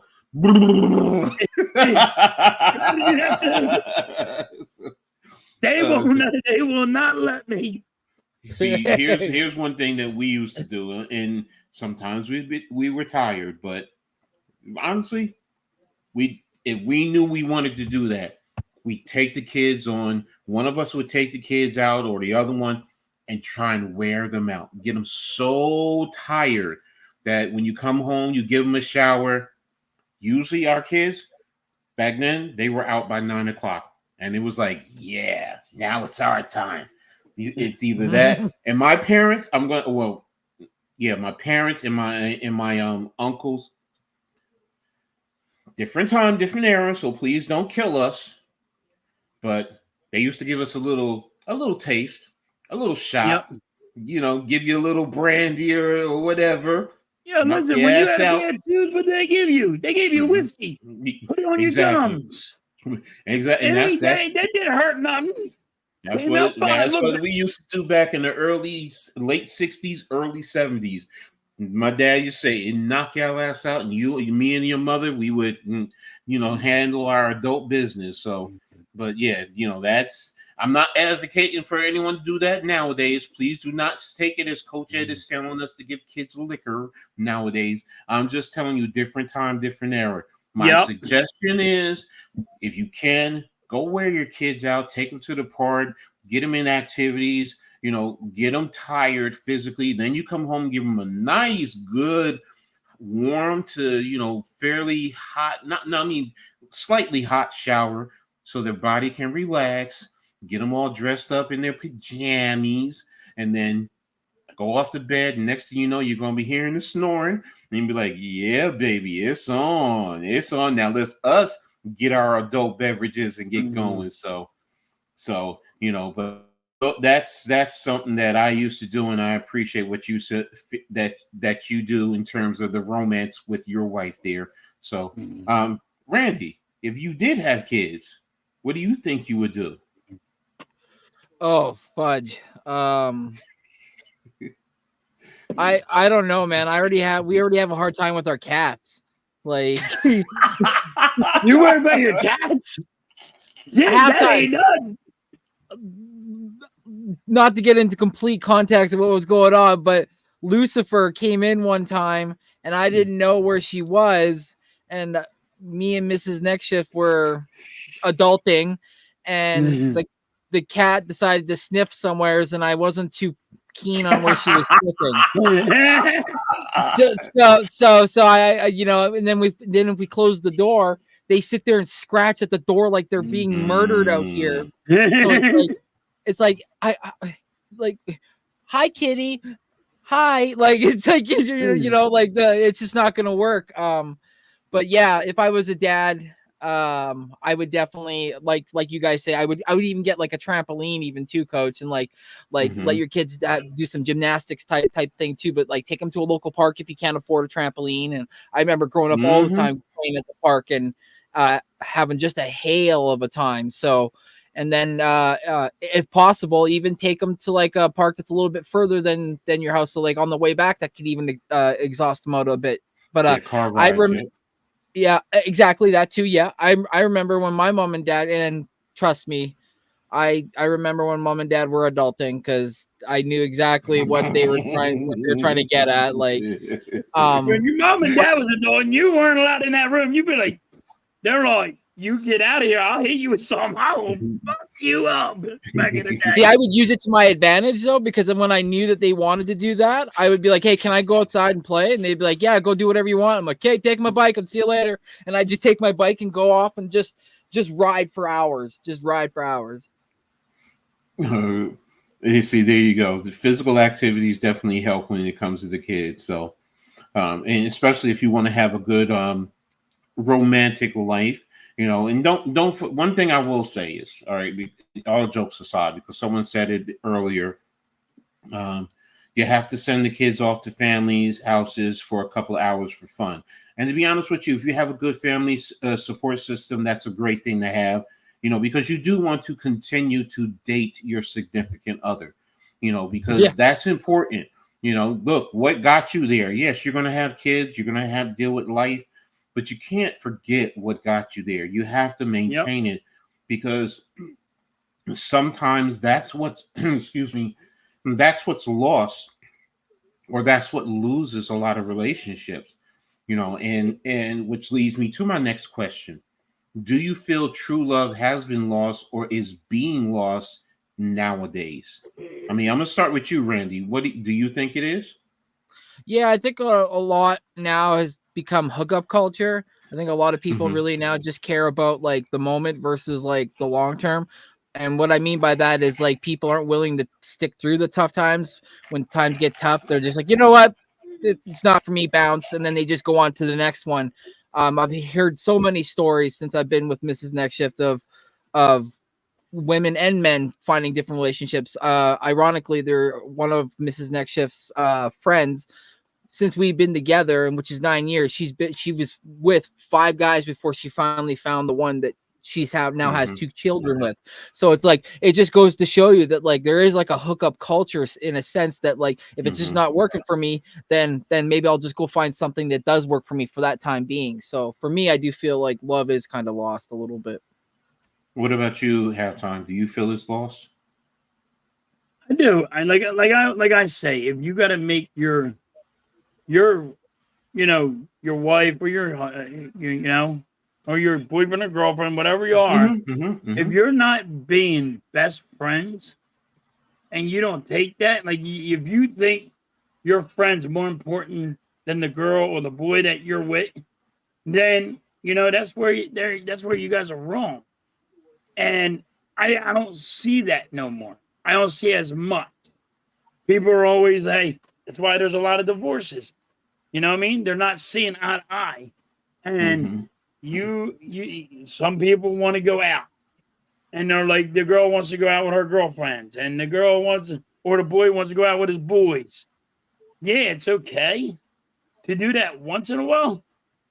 But your right hand is beside you all the time. You know what I mean? And that's what they need to do. What you need to know. Because they'll be there through good times, bad times, rich or poor. It doesn't matter. You know what I mean? You're and that's where you got to figure this out. Now, you guys made some excellent points in terms of, love, and in today's society, it seems like it's being lost. Where, honestly, I've been single for a while. Some of it I contribute to my current situation. Hey, some women can't handle a sexy, fat, disabled guy like me, and I get it. But and it takes a special type of woman to deal with me. It really does. That's why I always say, Kathy, if she was here, she would be right by my side. And It's just little things, and sometimes just a simple conversation. You know, hey babe, how was your day today? Tell me what happened at work. Just something as simple as that. You don't understand how it can make the other person feel in terms of a relationship, and that's sometimes I wonder is if it's being lost. Now, look, I've been out of the dating scene for a while now since my last relationship, and I'm like, you know what? Right now, I'm cool being single because it's gonna sound corny, but hey, I'm dating me. You know, I mean, if I find a female I want to go out and hang out with, hey, you know, look, I'm single, I'm fine. If we fall in love, we fall in love, but I'm not purposefully, in a sense, looking for a wife right now. You know, hey, you know, I love being single. You know, I love flirting. Hey, you guys have seen me. You know, some of the things that I, talk about, and hey, some women can't handle it, and I understand that, and that's perfectly fine. But if I end up getting in a relationship, you would see a different Coach Ed. You wouldn't see that. You would see a more respectful Coach Ed. Not saying I'm disrespecting women as a whole, but what I'm saying is I'm going to respect my relationship that I'm in, and that's what I think is, in a sense, to you guys' point, is missing. It's the respect. It's respect and trust. I live by a saying, and any female who ever knows me will tell you, if I don't trust you, I don't fuck with you. It's just that simple. If my woman wants to go out with her girlfriends, I'm not worrying about her jumping in bed with someone else, because I'm going to feel confident, because you know what, she's with me. I got her on lockdown. Y'all can try all you want. She gonna shut you down.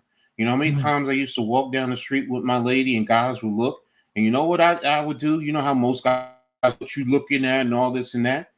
I simply turn around and say thank you. And you know how guys look stunned? Like, thank you for what? You're checking out my lady. Huh? You know I got something good there. Exactly. So, and it's like, now as a guy, what do you, now my chest is being pumped out. It's like, all right, and now what does that do for her? It makes her feel confident, because now it makes her feel good that she's wanted. Yes. Exactly. But she also feels better because her man trusts her, and he feels good about her.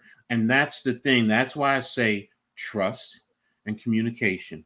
Those are the things that, I think, in some relationships that are missing. Yes, you get the sex. I get it. We all get it. We grown folks here for them. I'm sorry. I hope there's no kids in there. I hope there are no kids in the chat, but this is a grown folk conversation, and look, well, too late on that one. Too late on that one, dude. Yeah, but look, we all understand about the adult relationship aspects, and we all enjoy it, and there's nothing wrong with that. But you know what? You don't want to lose sight of that, but you also want to be respectful and have the trust. And you know what? I don't. If I'm with you and I'm with you, that means I trust you. If I don't trust you, then I don't need to be with you. So let me get caught up in the chat for a second. Yeah, there's a good one there. Happy wife. I totally agree with you, Coach.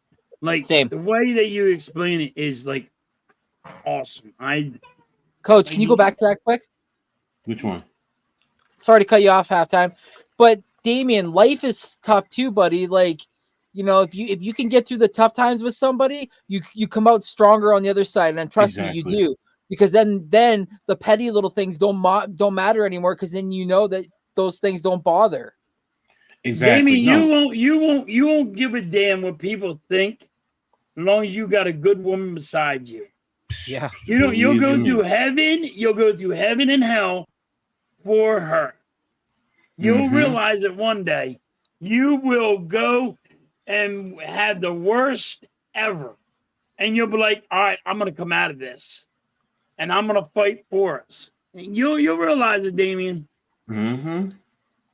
Look what you were talking about last week when you were talking about your wife wants a pool, but you were considering it. You said it's a big pool, but at least you're considering it. Most guys would have shut that down, or some guys would have shut that down. I don't want to talk about it. Get out of here with that. You ain't having it, whatever the case may be.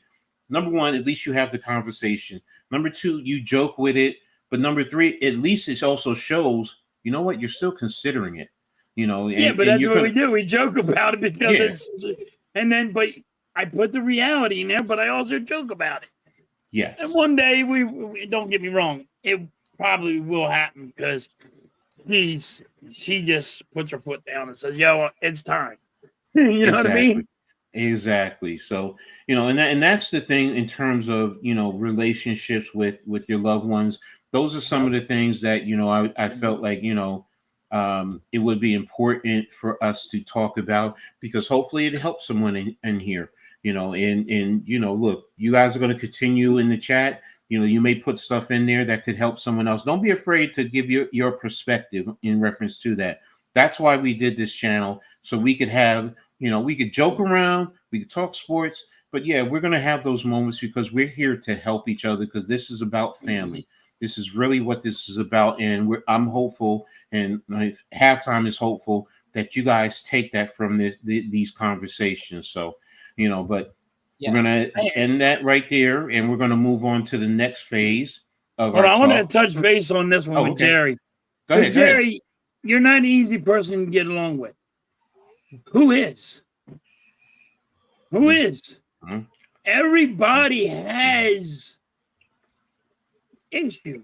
They got issues. Mm-hmm. You know what I mean?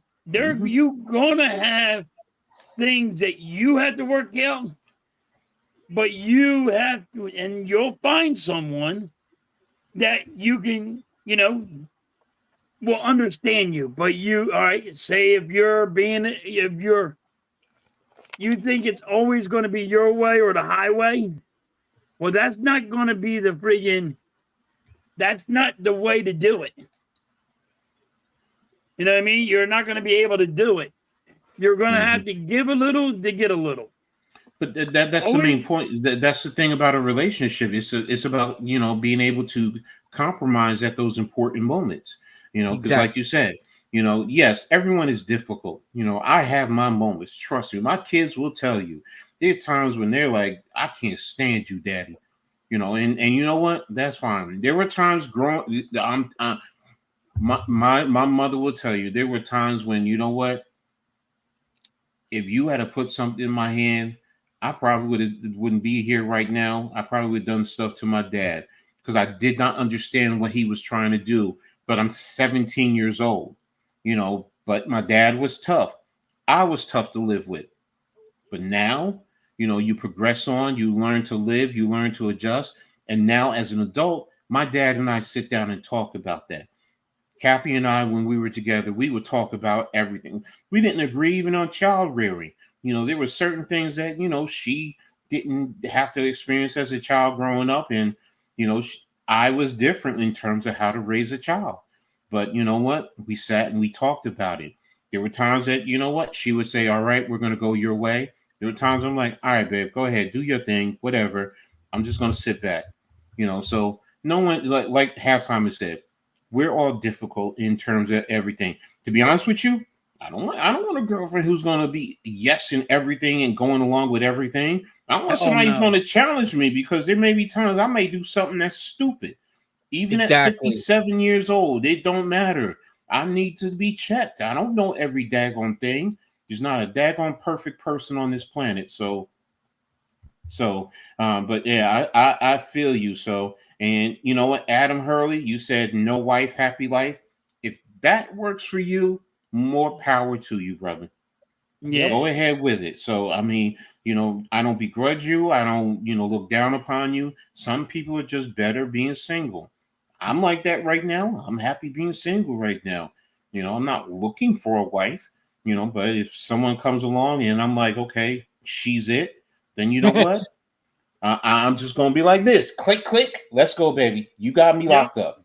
So, and again, to each their own. So, but again, if that works for you, more power to you. So, and you got anything? I don't know why, Coach. When you said locked up, I got Akon in my head playing now. Locked up, don't let me out. Yep, yeah, she got you locked up. She ain't gonna let you out. But yeah, no, seriously. to me, it's locked up is a good thing. So, hey, lock me up, baby. Whether it's metaphorically or it's physical, it's purposefully, real, in our adult, that's a fun time to me. Yeah, baby. Yeah, you want to lock me up, baby. I love when you bring out the handcuffs. Yeah. Hey, handcuffs among other things. Halftime. Don't go there. Don't go there. So, we'll have to make this show R-rated next time. All right, Leave. I feel you. There's nothing wrong with those relationships can sometimes be the best ones, man. Because hey, you're not with her, but when you get together, baby, it's even better. Yeah. So it's nothing but love, bro. It's nothing but love. But right now we're gonna transition on to the next phase, and we're gonna do a little bit of WNBA.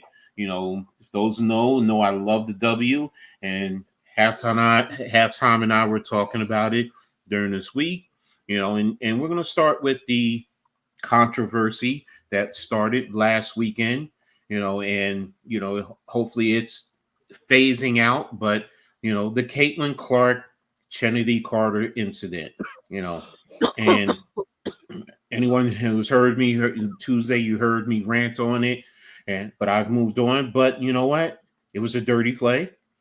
Carter, for those you don't know, or if you're not familiar with what we're talking about, when Caitlin Clark got body checked and slammed to the ground, that's the incident we're talking about, and all the controversy that has led to racial issues and sexual orientation issues, or whatever the case may be. Number one, the play was dirty. Most of us who understand sports knows that was dirty.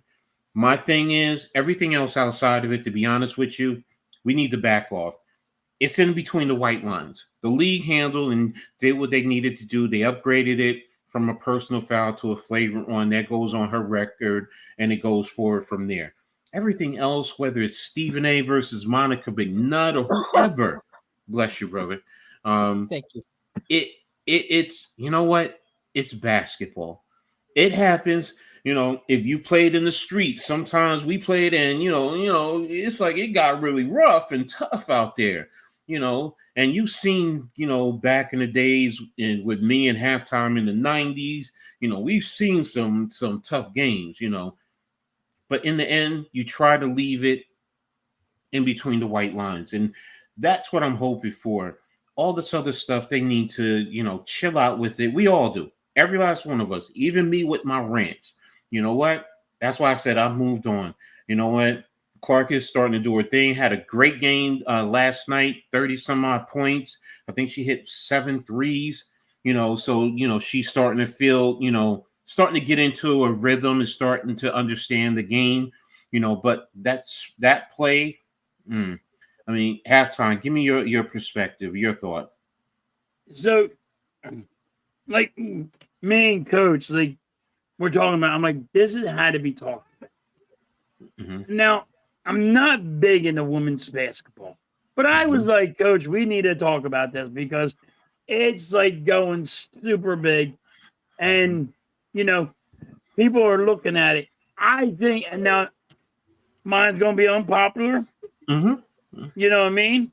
I don't think people are going to like it, but it's all right. Yes, the girl just became into the women's basketball league, and stats are going through the roof. She is making something. She's making the women's basketball league more popular, and she's bringing everything out. But this is what I understand what the girl was doing when she gave the body check. Mm-hmm. She said, "Welcome to the women's NBA."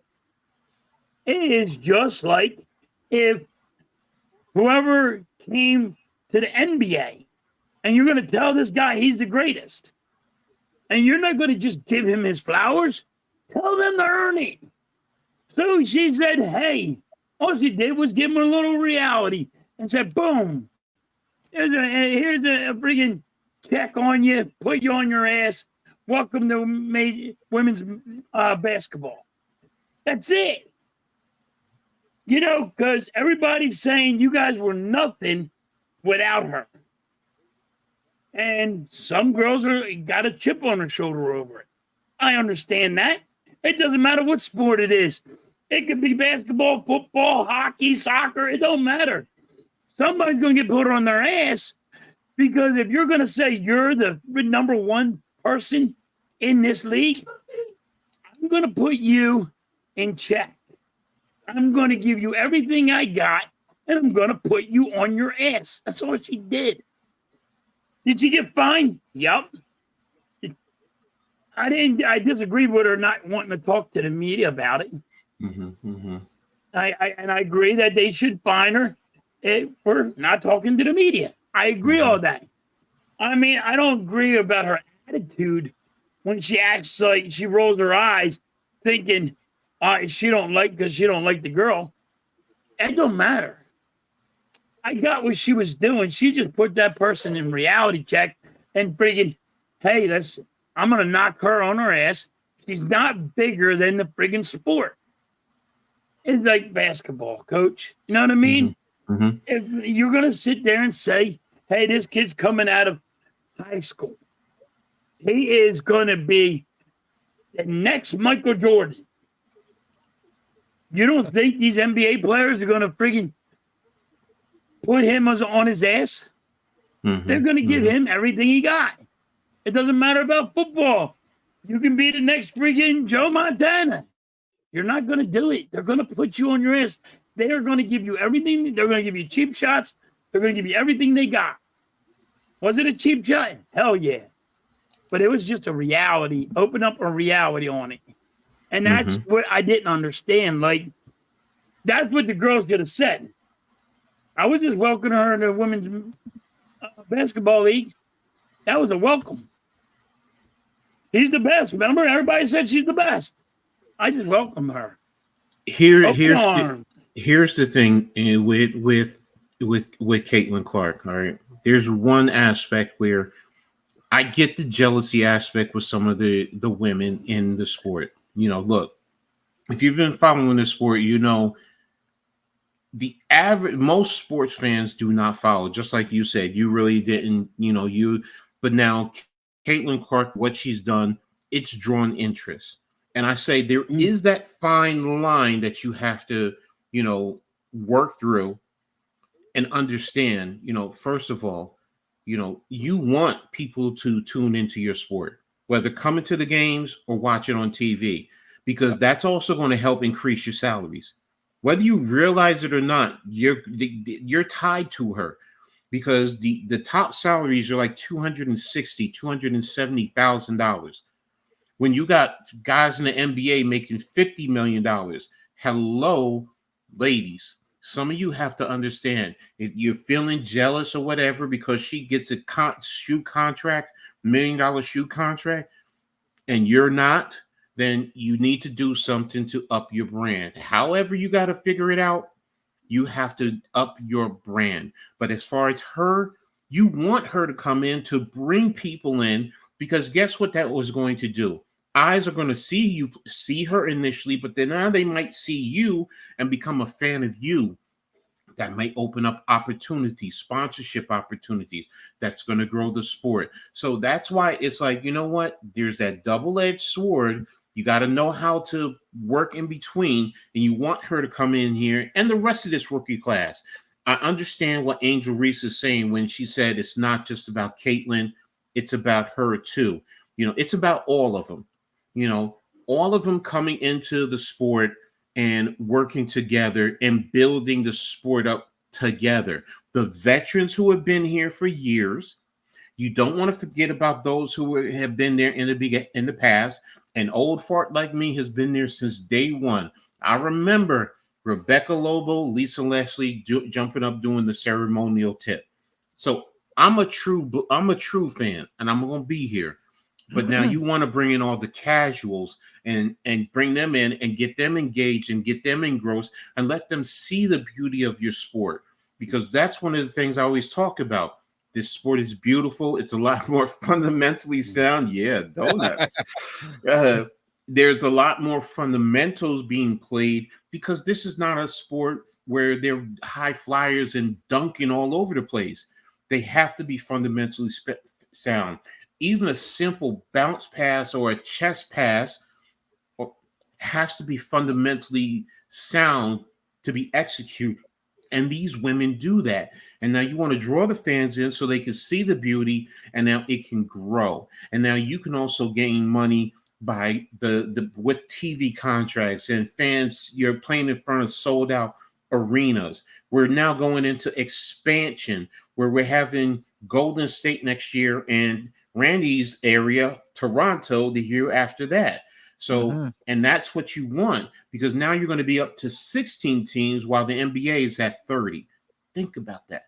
This is still a business. Yep. We no matter how you want to break it down, it's about the business. And Caitlin Clark is business. Angel Reese is business. Camila Cardoza is business. Think about that. But now Sabrina Ionescu is business. Aja Wilson is business. This is it's all of you together understanding the business and working together. Rookies, they got to find their way. Like Halftime said, you're going to be welcome to the sport. Yes, you are. But you got to, do your thing, play your sport. And I commend Caitlin Clark. She's always said, nah, it's not a big issue. I'm just here to learn and get better. And that's it. But Randy, give me your take on this whole situation. Yeah, you guys both made really good points. I myself find it was a dirty play. All the other extra stuff didn't need to be, and like you said with Monica McNutt and Stephen A. But I read a stat. I think it was this morning where it said that Caitlin Clark's game last night brought in almost 21,000 butts to the seats. Like 21,000 people paid to go watch this game. Like when they show the average for a team in that area, when it's like down from like it's at 7,000 or 8,000 up to almost quadruple numbers, like that says that the Caitlin Clark effect is real. And I can get why some women do find it a bit, like slighted, because like you said, Coach, the WNBA has been around for a minute now, but now finally it's getting its notoriety. It does suck, but it's not like Caitlin Clark knew that she was going to be the golden child that was going to bring in the eyes. She was just a girl that wanted to play basketball, was playing for the Iowa the Hawkeyes, and she ended up becoming a star in front of us. Now she's starting to slowly play like it, but I would also like to give a shout out to Cameron Brink as well. I mean, like she's doing her thing, and just the other game there, Jimmy Butler showed up, was wearing one of her jerseys. So it's like now you're seeing NBA players showing up and showing some support because the women have been doing it too, because they recognize the game as well. So it's like, I got a question on that, Randy. Are these NBA players just showing up for the support, and like, are they being told to show up? No, I don't think. If a player was told to show up, you would see more players showing up. Sorry. But I think these guys are doing it in probably one because they maybe even share the same agent, and he's like, I'm gonna go show her some support because she's been at some of my games, which Cameron Brink has been to some Miami Heat games. So who knows? Maybe a little love interest there. Who knows? Maybe. No, she has a boyfriend. Cameron Brink has a boyfriend. He's a volleyball player. Well, he can fuck off and get Jimmy Butler. Hey, that's a different story now. Right, but I don't think they are halftime. Okay. I just seen a little bit of stuff, so I just asked. I just want to say this. I don't know if you're trolling and being funny, Donovan Machitas. Angel Reese is mid. The WNBA is trash. Lower the rims 2 feet so we can see some highlights that are worth watching. They lose $10 million a year. Done with the stupid league. You're entitled to your opinion, Donovan. You're done with the league. No problem. More power to you. Bye. See you. I don't want to see the league. I don't want to see the rims lowered. It's not mid. For me, it's not mid. As I said, I don't care just about 3-pointers and dunks. I care about the nice back screen, ball moving, Princeton cut, UCLA cuts, things of that nature, and you see these women shooting from deep now. So they're shooting deep three-pointers, Steph Curry range if it's for some of them. Caitlin Clark is shooting from literally from half court, making these shots. Logo. Yes, they've been losing money because there aren't a lot of fans who, are following the game. But guess what? They're now starting to come in. Randy just sat there and told you the numbers. And last night's game was between two lower echelon WNBA team. Washington has not won a game, and they're still coming out to support. So when you make that statement, you know what? I get it, but I'm here to tell you it's changing. Fans are coming out to see Angel Reese and Camila Cardoso, Cameron Brink. Vegas is always selling out. New York is always selling out. So, some of the other teams, Seattle is starting to sell out with Skylar Diggins Smith. Love me some Skylar Diggins Smith. Have always loved her. Wish she was on the Liberty. And Nneka I can't say her name. It's a tough one. Yeah, so if you're not a fan of it, that's fine. You have every right not to be a fan of it, and anyone else, you have a right not to be a fan of it. But I'm saying that's not completely accurate, because right now this draft class is changing the narrative. And Damian, Caitlin Clark, you may feel that she's getting that type of treatment, but no. She's box office. It's just like LeBron James. I'm sorry. When LeBron James was coming out of high school and he was anointed, the next one, and fans were flocking to see him. That's what it is. People want to be entertained. You may feel like she's being treated like some type of god. Fans want to, if they're investing their time, their money, they want to be entertained. That's bottom line. That's what it is. And you know what? You may not see it that way, but that's really what it is. If you ask the average fan of any sport, they're going to tell you that's what it is. They want to be entertained for coming out to the games and spending their hard-earned money. So WNBA play better brand of basketball than. Yeah, they do play a better brand at times. Like I said, it's not about alley-oop dunks and all of that and just three-pointers for the most part. Number two.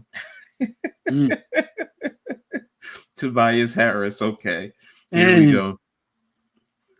Angel Reese is mid, but whooped. Funny how Angel Reese is mid, but she whooped Angel Reese. Please explain to me how Angel. It's still early in the morning. Explain to me how Angel Reese could beat Angel Reese. You explain that to me. So and he's just trolling. He's just trolling. I can sell at a rec center too. Okay. That's your okay, fine. That's how you feel. But as a fan, I don't want to see the sport go away. I appreciate it and I love it. So, and I can find a whole lot of other fans who feel the same way as I do. So, but also want to say shout out to my girl Alyssa Peely.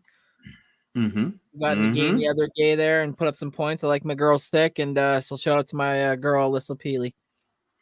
Well, I'm going to say this, Nick, and I know Blaze made the comment earlier that the Knicks are soft.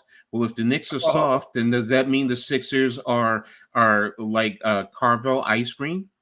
Are they like that?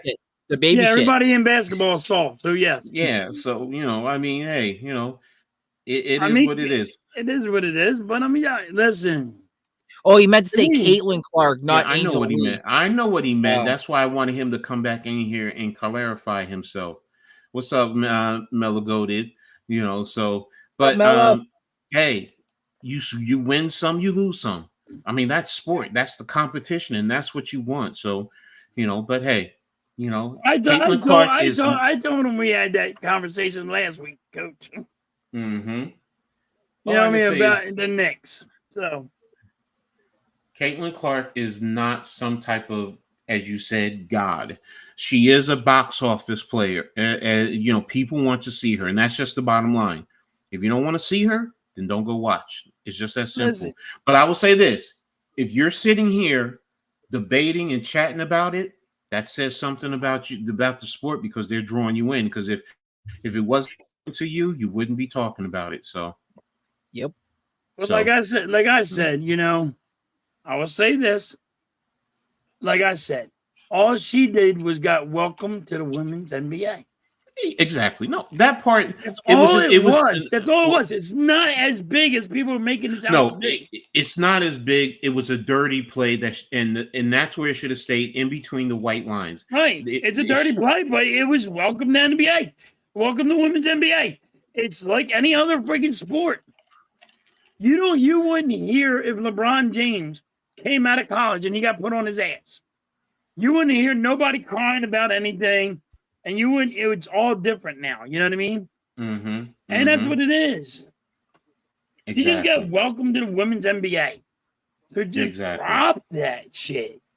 I mean, it got out of hand. It really did get out of hand. Here you go, halftime. If the Sixers signed halftime, revenue was skyrocketing and the fans would buy back in. So I wish I was that good. So, and just like I forgot who said it earlier. We were talking. He mentioned about the Liberty. The Liberty won today. Connecticut was the last undefeated team, so they lost. It was also a Commissioner's Cup game. For those of you who don't understand, they play a certain amount of regular season games. They're like in-season tournaments, like in the NBA. Should I do it? Tournament, like mixed. But the Commissioner Cup game, where you are allowed to, there's a certain amount of games within your division or your conference that you play, and then the winners of each conference play each other for the championship in season. That's where the Liberty won last year against Vegas, and Connecticut now has lost, and New York is undefeated in Commissioner Cup. They go tomorrow against Washington.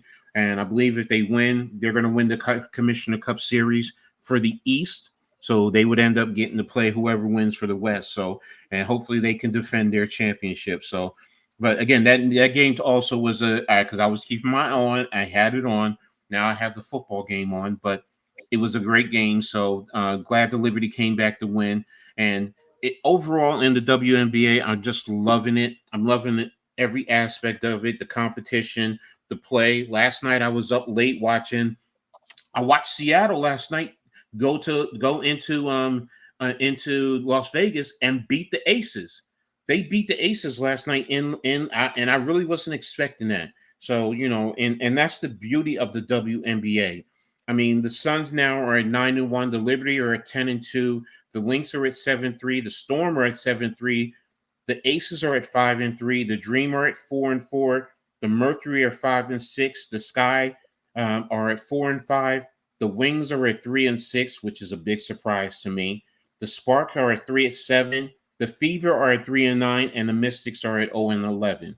Now, yes, some of the top teams, you know, they're starting to distinguish themselves, you know, but again, you know, the Las Vegas Aces, they're the back-to-back champion, and they're in the 5th spot right now in the WNBA, and they have 3 losses. I wasn't expecting that. Exactly, Randy. I was not expecting that. So, need Liberty and Aces in the final again. Well, I think it's going to be it's going to be the 2 top teams. And right now, if it ends up being Connecticut and New York, first of all, I'm going to love it. Second of all, that means one of the 2 teams are going to get their first NBA championship. So, you know, I'm going to be watching that. And those 2 teams are really starting to distinguish themselves. New York is starting to get on a roll, but Connecticut was started out hot, man. They started out 9-0. So let's see how they rebound. And the Lynx, do not sleep on the Lynx, man. I mean, you know, for Jokic Dovich, Diamond Miller, I watched her in junior high school when I was a substitute teacher at the middle school in Franklin Township. I watched her. I knew she was destined for the WNBA. I mean, you know, they got some ball players over there. So, and the Storm is starting to get into that rhythm, like I said, with Skylar Diggins-Smith, with NECA. I mean, you know, they have veterans along with young players over there. So it's going to be very interesting as we continue on over the next 3/3 of, because it's 40 games and they play pretty much 10 games. So most teams to play 10. The Liberty played 12. I think the Liberty played and the Fever have played the most. They both played 12 games. Yeah, so it's going to be interesting as we continue to. Also, it's going to be about who has the players. Is it going to be about anyone getting hurt? I mean, the Aces. I mean, right now they're without Chelsea Gray. She's their starting point guard. So as Nick said, it could be about the Aces earlier, the Aces and the Liberty. For the championship. Chelsea Gray hasn't played all year, so she's a big factor in what they do, and she can help them and change the whole dynamic. So it's going to be interesting as we go ahead. Randy, you have something to add about that? No, I was just gonna say too, like a lot of people are wondering like why it's taking Caitlin Clark so long to like become the player that they thought she was in college. It's like anybody that comes to a new team, it takes a lot to like learn your other teammates' tendencies. You need to learn the game itself is completely different to her. So it's like anybody that's going to these new teams or that like you just mentioned that you thought, oh, that they got X amount losses that I didn't expect. It's like the new players, but also maybe like like now teams understand like what they're trying to do, so like you can better game plan for it. So now their surprise attack isn't so much a surprise anymore because now you've been able to draft proper for it. So now you're able to counter it. And now it's like, okay, now what are you going to do to checkmate me versus? So it's fun to watch. Well, the other thing is, which most people don't factor into their thought process, and I understand why. In men's college, they get drafted and they have 6 months before they get into an an NBA camp. So they have the ability to work out and develop their bodies. In the women's, they go from literally 1 month. So she hasn't had the opportunity to work out and develop her body. If you look at her, she's slight of build, where you have other women who are, muscular, broad shoulders, and they've worked out. They know what it takes to build themselves up. Next year, let's take a look and see how, after a whole season, how she works out and how much better she is. It's like being a freshman in college to a senior in college. She did develop and she did grow. But again, I'm excited to watch this and watch her grow, watch the game continue to grow, and I hope to appreciate it, going forward. So, but real quick, before we close this out, halftime, what were your thoughts on Sabrina and Steph in the 3-point contest last year? Did you watch the All-Star game with them shooting? I did watch that, and I did not like it because you're trying to put a man versus a woman, and you're trying to act like they are the same. And all women know and men know that men are different and all, but I get it. It's a 3-point shot, but it was very entertaining. I did like it, but it was very entertaining. But stop trying to put women and men and act like they're the same athletes. They're not, They're different. They're different athletes. It's just different. Like but I will say tennis. this. I will say this because this is where you're going to get pushback on me about that. Even as a coach who coached in minor league semi-pro football, I've coached against women who played. So I get it. I understand what you're saying. Basketball to me is a little bit different than football. I'm not expecting a lot of women to play because the women I'm talking about, they play defensive back. So it's not like they're up in the trenches going up against another 350-pound man. It's different. Basketball is different where there's physical play, but there's more movement, freedom of movement as opposed to football. So yes. Now, yes, if you got a 5'11" female trying to guard a Giannis Antetokounmpo, no. He better dominate her, physically as well as athletically. But still, if she can get screens and come off and get an open shot and get it up, that's where it's a little bit different. But I understand what you're saying in terms of the physical play. Men are bigger and stronger. I couldn't expect a woman to guard Shaq. There's no way in hell. Then again, it's mentally too. Yes. You know what I mean? It's not, and I'm not saying it's yes, it's the physical part, but it's the mental. Because a guy can get in her head and like You just mess her head up. I will show there you. Is women out there. There is women out there that will give it right back. I know there's this one YouTuber. She goes around now. She's playing in rec leagues. It's not the NBA or the WNBA, but the men are saying some misogynistic thing that women can't play, and she goes out there and she balls her. She's breaking their ankles like crazy, and she's shooting from depth. She's driving on them, and then she turns around and looks at them, looks up and down, and the guys are like, "What? What? Nah, whatever." So but yes, to your point, yes, there are some women who, you know what, they can give it right back. But I get what you're saying in terms of the mind game. The mind game goes across the board. As a former player, bro, I used to play. Here's one of my biggest mind games that I would play with my opposition. When we go line up, I would pull a piece of grass and I would start chewing on it.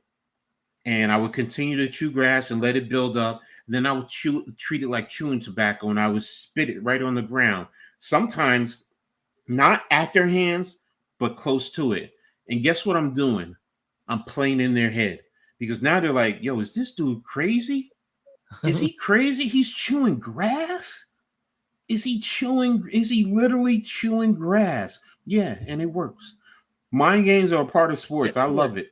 I love it. So, but we could go on. We can go on about this, and I want to move on to the NBA now.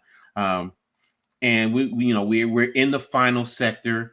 To answer this question, is he going to the Lakers? I don't know. I will say this: if the Lakers offer him that money, buy Dan Hurley.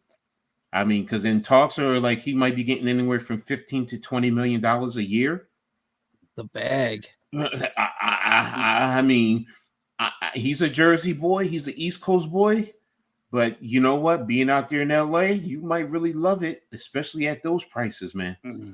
But right now, it's 50-50. Connecticut really wants him. They're doing things to, at least give him history too, Coach. Like what the three-peat since Waldron, or Bill Walton and the coach, I forgot his name already. Damn it.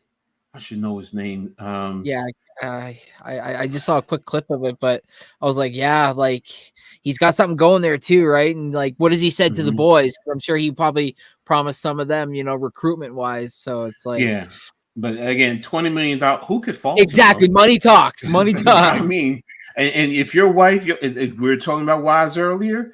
Your wife might love Jersey, but she like, we moving to LA. We moving to LA. We moving to LA. Exactly.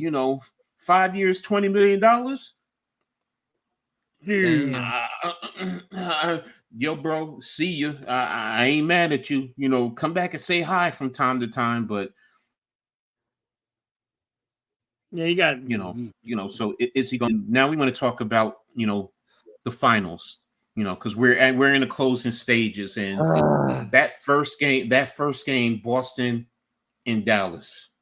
I don't think any of us saw a blowout to the way it played out, and I don't think most of us saw Kyrie Irving play the way he did. You would have at least thought he would have stepped up, and he's been there. So, and do I expect him to continue to play, like that? No, but and I'm going to get into what he said afterwards, his comments, but halftime, what's your thoughts on that game, the Dallas and the Boston game, game one? Halftime, what is your thought? I want to be honest with you. I thought the Mavericks really were going to I thought they were really going to. I thought they were going to be awesome, and I thought they were going to just destroy Boston. But now after watching that, I was like, wait a minute. This might be a game. It might go the other way. Boston, because if Boston don't win, I think Boston should have blew up their team. But the way they've been playing, a lot of people can say, "Oh, Boston didn't play nobody all year," like they've been saying. But you know what? They've been playing. They're playing strong. Mm-hmm. I mean, I didn't think that they were going to actually be this dominant. They were pretty. That was pretty outstanding what they were doing. Yeah, and they're aggressive too. Yeah, but they're fully loaded though. Even off the bench, they're just fully loaded.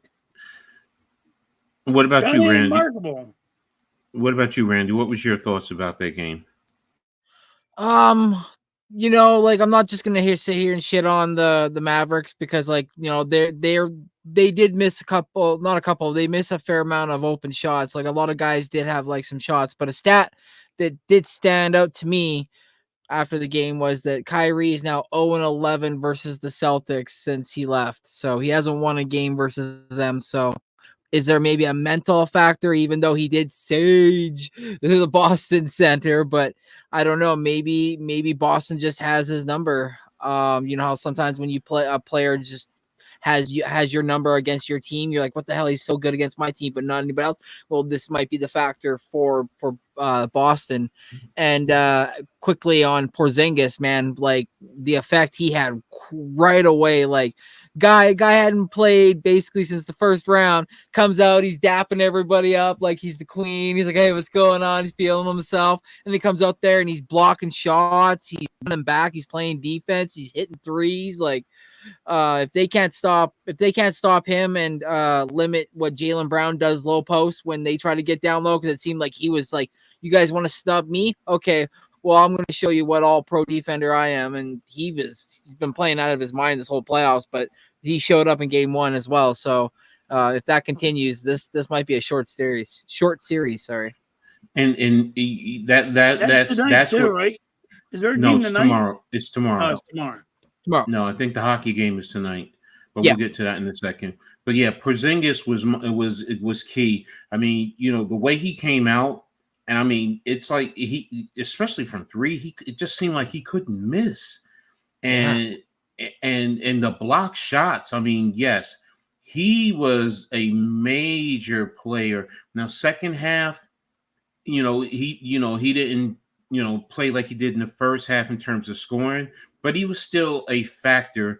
But then again, you had Brown and you had Tatum, stepping up. And the rest of the team, I mean, that's the thing. They play as a team. They really do. I've said that I think that Jaylen Brown is the best player on that team, but Tatum steps up and he'll play. So it's like they pass the torch. It's like, it's like, in a sense, the old, we'll pass the, pass it around. So you take a hit now, I'll take a hit. Porzingis, you take a hit. Derek White, you take a hit. So it's like, Drew Holiday. I mean, Drew Holiday, I think, I think he contributed into giving Kyrie a difficult time, in that game. So, Mitch, here goes Mitch. Boston Celtics on San Francisco 40. Well, I will say this, Mitch, if they win the championship, you can't say that anymore. That's what I'm going to say. So game 2 is going to tell us a lot. But yeah, Porzingis, big factor. His length, Dallas doesn't have, and I think that I don't want to say intimidated, but it played a role in affecting Lively, because Lively was not like he normally was. I mean, it was it him or I forgot who it was. He went up for a Brown. One of them went up for a block. I mean, a dunk. And was it Porzingis? Jaylen Brown blocked it. Jaylen Brown, thank you. Brown blocked it, and he got up. Exactly, and it just seemed like Dallas did not have it after that. They were just like, we can't even get dunks. Whether it's the only person who was hitting was Luka. That was it. Yeah. Everyone else.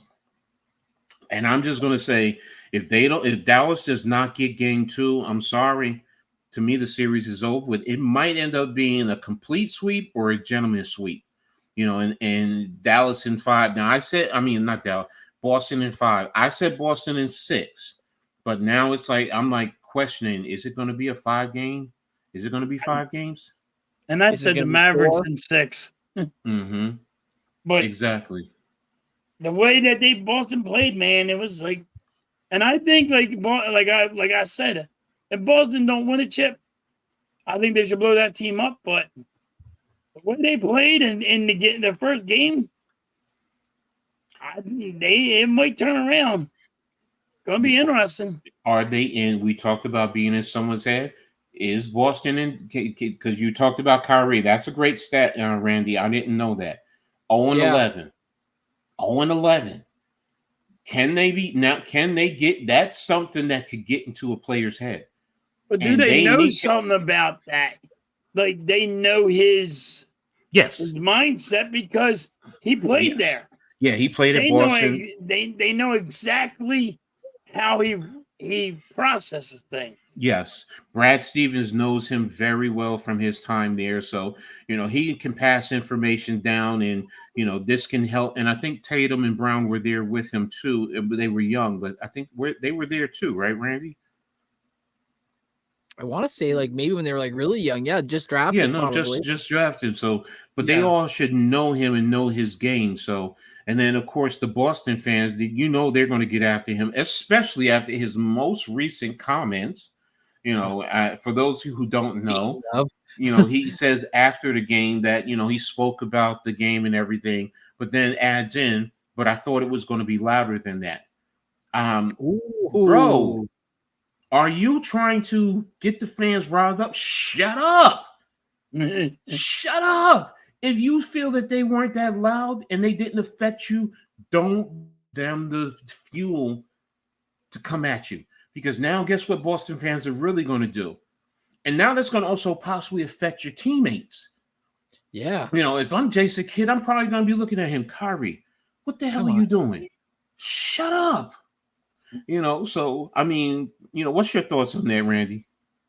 Yeah, again, Kyrie is a vet in the league now at this point, he's the older guy, but it's like, again, here's another Kyrie moment where it's like, he kind of talks out of character, or talks out of hand, I should say, and makes a comment like that. Cause like you said, like, yeah, okay, you might be okay if it's really loud in there or whatnot, but how do you know PJ Washington is? How do you know Lively can? How do you know Gafford might?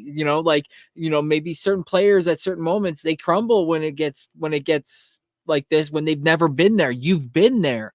So it's like, like you said, at certain points, you should have just ate your words and let it move on. Next question. So it's like, not a good look.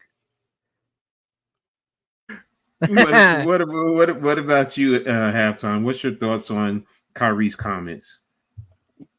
Why is it that there's always an athlete that always tries to put the fans involved? Like, it don't matter what sport it is. They always are like, oh, you're not loud enough. Well, then when it's too loud, you know what they're going to say? Oh, they were too loud for us. And then they make excuses. Like, you're causing this, you dumbass. You're asking for it. Boston fans are loud. They're obnoxious. They can put the asshole in there. And you want the asshole to come out there? Yeah, they can give you it. Yeah, I like that. They can put the asshole in. You can't. You're not ready. Exactly. But it's not just Boston. If you go to Philadelphia and you say that, if you go anywhere, they're going to sit there and they're going to give you more. You want more? And then you're going to make an excuse. Exactly. You know what I mean? Exactly. Why they throw popcorn at me, or why they throw a drink at me? Well, you started it. They're just going to finish it. Don't start something you can't finish. True. Just don't start something you don't finish. That's how it has to be.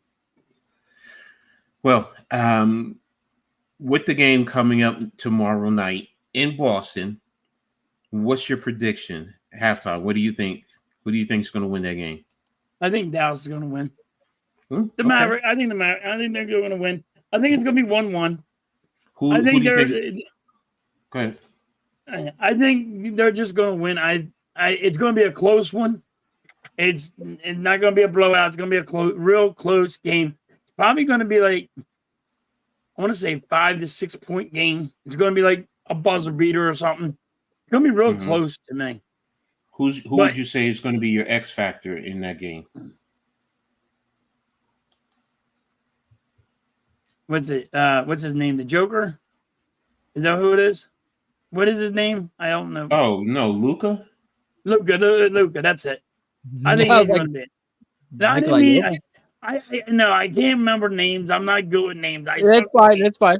That's fine. That Luka. He's going to be it because that's the go-to guy. He's going to put the team on his back, and that's where it's going to go to. Okay. What about you, Randy? I know people that nickname people the Joker and all. I just don't know their names. No, My bad. My bad. Everybody can just freaking trash me all you want. Yeah. What about you, Randy? Who do you think wins tomorrow, and who is your X factor? Well, I'm gonna say Dallas needs a Porzingis block on Josh Green moment in order to kind of slap Boston in the mouth. And by that, I mean, they need to like come out and show out and play some hard-nosed defense. Maybe at certain times don't switch and just stick on your man and try to muck up their defense as well a little bit. I like halftime. I'm going to have Dallas evening this series up. I feel like it's going to be extremely close, but my X factor is going to be Tim Hardaway Jr. Or senior, or is it junior or senior? No, it's junior. It's junior. Junior. I think they need his 3-point shooting off the bench. Okay. Interesting. See, I'm going with Boston, but my X factor is going to be White. I think that he's going to really step up, and he's, Dallas is going to focus on the big three in a sense. They're going to try and take them out as much as they can. They're going to try and get physical with Porzingis whenever he's in there, and that's where White is going to be able to step up, and he's going to show. He's played phenomenally all year, and he's going to say, "Look, fellas, don't forget about me." And he's going to be that factor. I think he's going to probably give you about 20 points, and then also with his defense, he's going to be pesky, especially against Luka. Do I think he's going to shut him down? Of course not, but he's going to give him problems, and he's going to force Luka to end up miss more shots than he's making, of course. And, Luka will get his number, but he's going to have to get it through high volume. So, that's what I see in terms of, tomorrow's game. So great point, fellas. Great contributions there. Mitch says, huge fan of Derek White. And for me, it's PJ White or Hardaway Jr. Dallas needs this win. No, you're right. You guys are right. Dallas does need the win because all they want to do is go back to Dallas with a split. So, and it's going to be interesting, but I just want to see, can Dallas overcome, not let it get into their head. And then with Kyrie and his comments, will the fans really get into it and cause more problems for them? So we'll see tomorrow night. So it's going to be interesting. So we're going to move on to talk a little bit of the real man sport, and it's going to be the NFL. And let me pull up. I've been forgetting to pull up the banner. Sorry, guys. I keep forgetting about that. So, but yeah, we're going to talk a little bit about the NFL and just talk a little bit about the most recent happenings especially with the Minnesota Vikings. The big news is their new uniforms. Did you see the new uniforms? The all-white uniforms with the white helmet? But that's not the big news. We'll talk about that in a second. We're going to talk about JJ, Justin Jefferson, getting that big monster contract. Also, what it does it set a new market for the wide receivers in the NFL going forward? So I was surprised personally that it was done now. I'll be honest with you. I probably thought it was probably going to happen a little bit closer towards the season. Maybe even if it went into the season, it wouldn't have surprised me. But for him to get that contract and that money, it just really said to me, okay, first of all, Minnesota wants him to definitely stay around, which he is. I didn't expect him to be gone, but for him to get that money, it was a big thing. And then the way it set the market for the other wide receivers who are looking for that big payday. But let's talk about that first. What's your thoughts halftime in terms of Justin Jefferson getting that big payday? Listen, first of all, for all the people that said Justin Jefferson was going to get traded, he ain't going to be a Viking. Stop it. You guys say everybody's getting traded. You know how hard it is to trade somebody? It don't come easy. And a guy with his athletic ability, you don't go trade the man. You got to pay him. He got paid. I think it's going to hurt a lot of teams in their wide receivers where they got to pay them. Like CeeDee Lamb for the Dallas Cowboys. I think Dallas it's gonna hurt Dallas to give him that big contract that he's gonna get. It is going to hurt a lot of teams. Yep. The Eagles, what did they do fast before Jefferson got his money? They signed their guys. You know what I mean? Sign them fast, sign them easy. Before they even know anybody knew what kind of contract was coming out, they're like, let's get our guys, and we got them on the wraps. But everybody else is over there going, wait a minute. Well, look what Jefferson's getting. Look at my stat. I want to get paid. I want that money. And I never thought I would be able I would never thought I would see a wide receiver to get this much money. Right? I mean, if you really think about it, everybody thought 25 million was out of control. And now what's he getting? 32 or 33 million a year? 35? I thought it was 35. Hold on, let me double check. We thought 25 million was crazy. He's getting 35, 33, whatever it is. Most valuable positions. Cornerbacks, number 5, receiver. So, he's getting paid like some quarterbacks are making. You know what I mean? And I get it. The NFL's really getting big.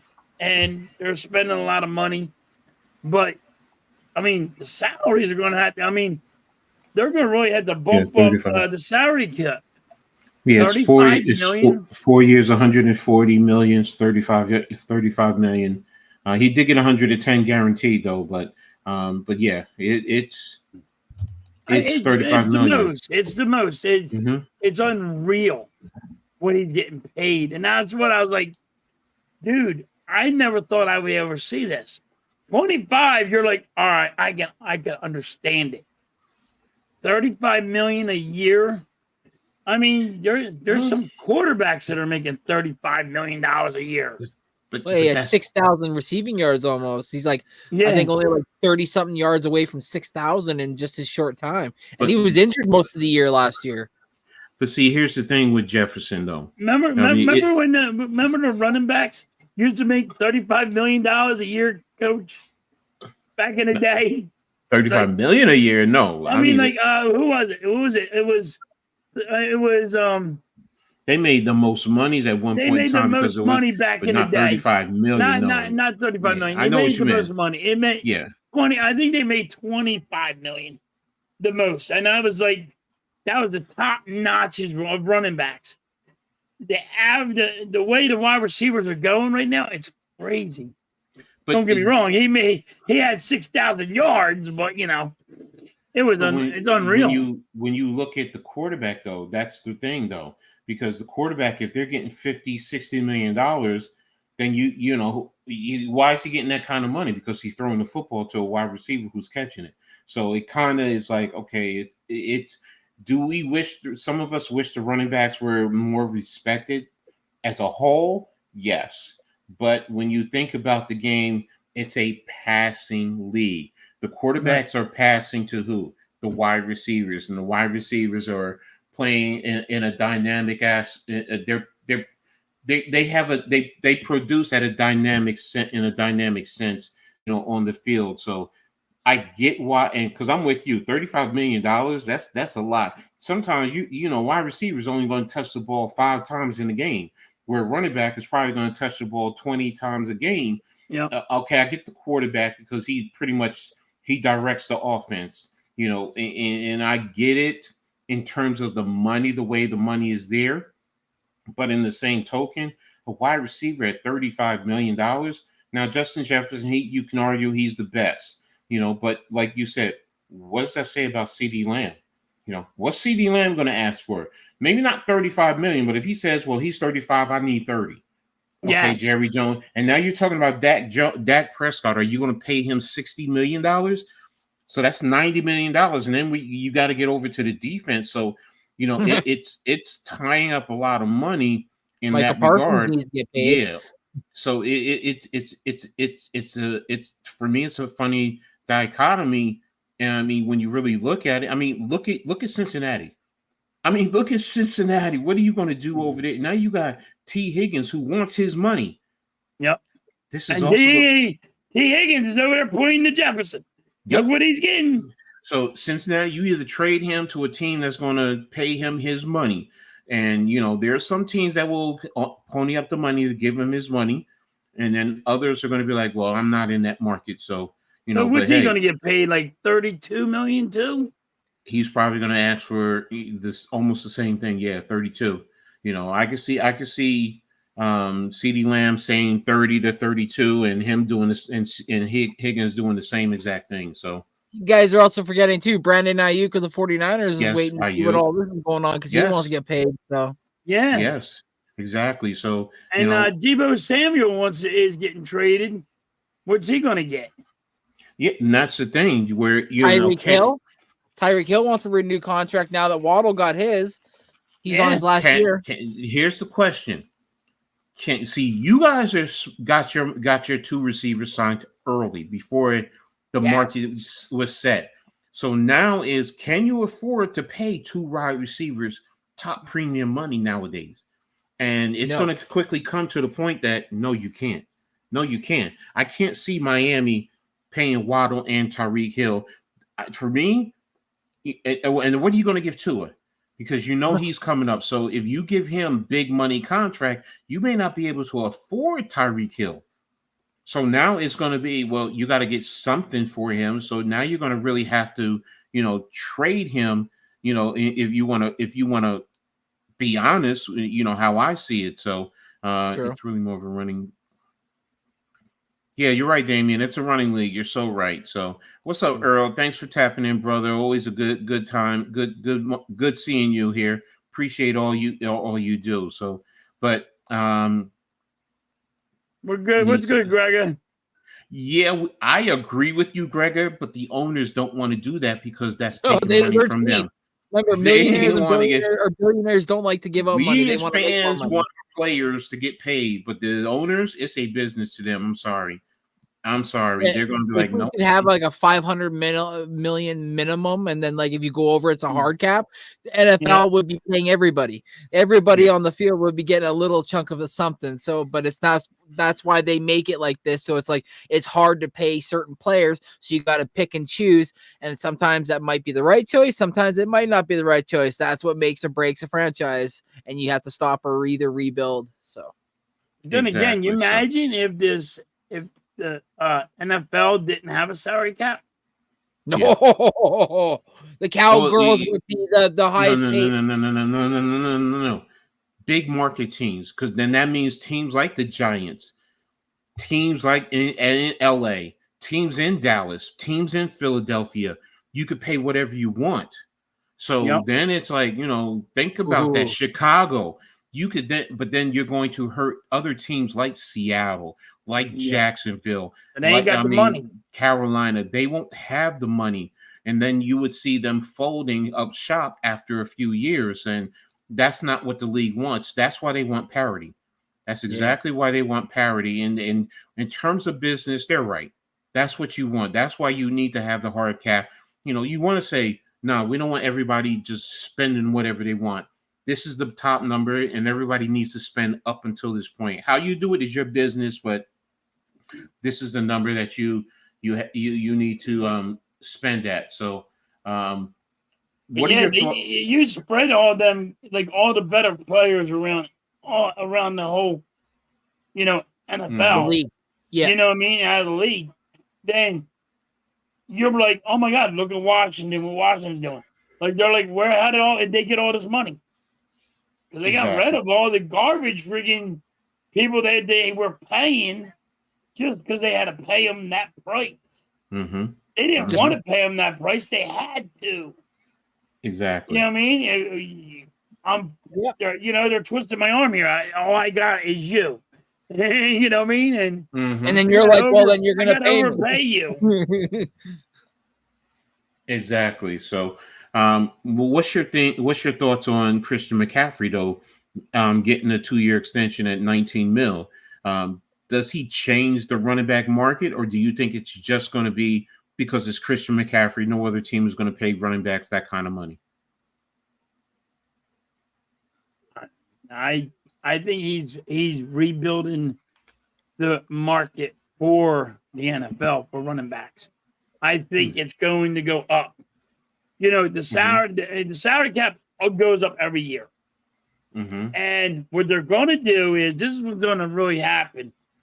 The NFL is going to have more have another game. They're going to get rid of, preseason. They're going to get rid of it. They're not going to have preseason at all eventually. I mean, Coach, we've seen this a long time, and now we're not going to be seeing them games. They're going to be playoff games. These are going bigger and bigger, and all the salary cap's going to go up. And I think they're going to even add more players to the rosters. You know what I mean? So, well, then if they add more to the roster and raise the salary cap, how much more are they raising the salary cap?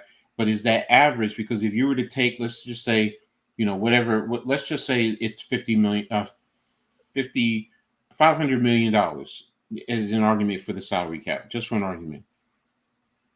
And you have 53 players, you take that and divide it just to get an average.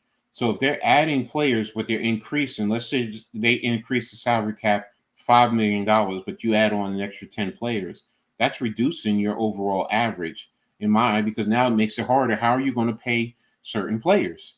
That's how I look at it. See, that's the thing. Like you said, that's your business, how you handle your team. But I think that's just going to be, I think it's going to go up. I see us having no preseason games and just going straight to, hey, here it is.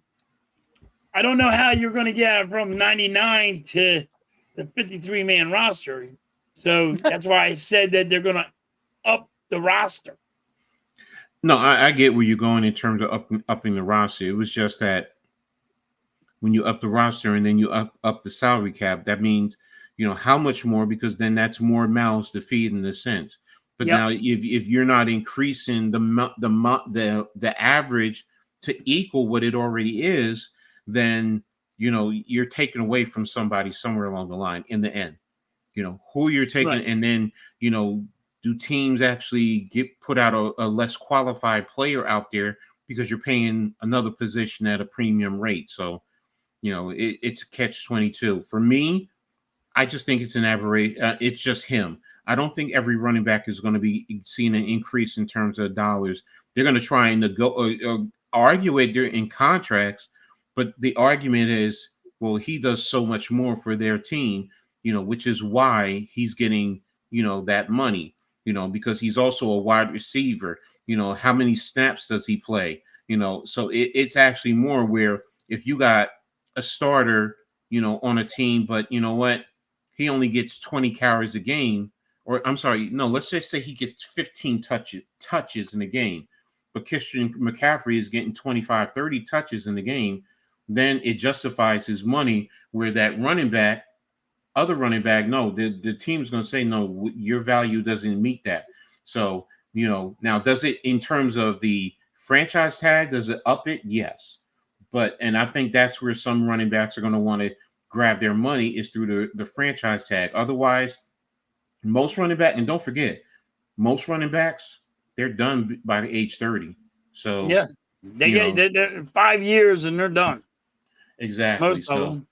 So it in terms of the running back market, I don't see it growing. It's just that I think Christian McCaffrey was just that one aberration. And yes, you're going to see a running back here or there who then might push it. Then that's a different story. Like, for argument's sake, Saquon with you guys, could he have said, oh, I want to renegotiate, or if he waited, whatever, could he have said, well, I want close to that? Yes. Or Henry, or Derrick Henry, whoever. My point being is the top running backs, they're going to try and get that $19 million, or what, even if they get 16, 17 million a year, then because before we were like, nah, most running backs, maybe keep it around 10, maybe the 12 million at tops, and that's where it is. Most are not going to see, if they do see an increases, I can't see them getting more than an extra $1 million tops, in terms of their contract. So, and I joked about it earlier, but the Vikings and their white uniforms. Do you guys like that? Did you like that white uniform, the all white that they had? I did. You did? I did. I like the purple. I like the outline with the purple. It looked sick. It looked neat. What about you? I didn't like it, but I'm old. I like old school way. I don't like that. I don't like it. I like the Bengal all whites. I don't know. It was too white for me. With the black stripes and the all.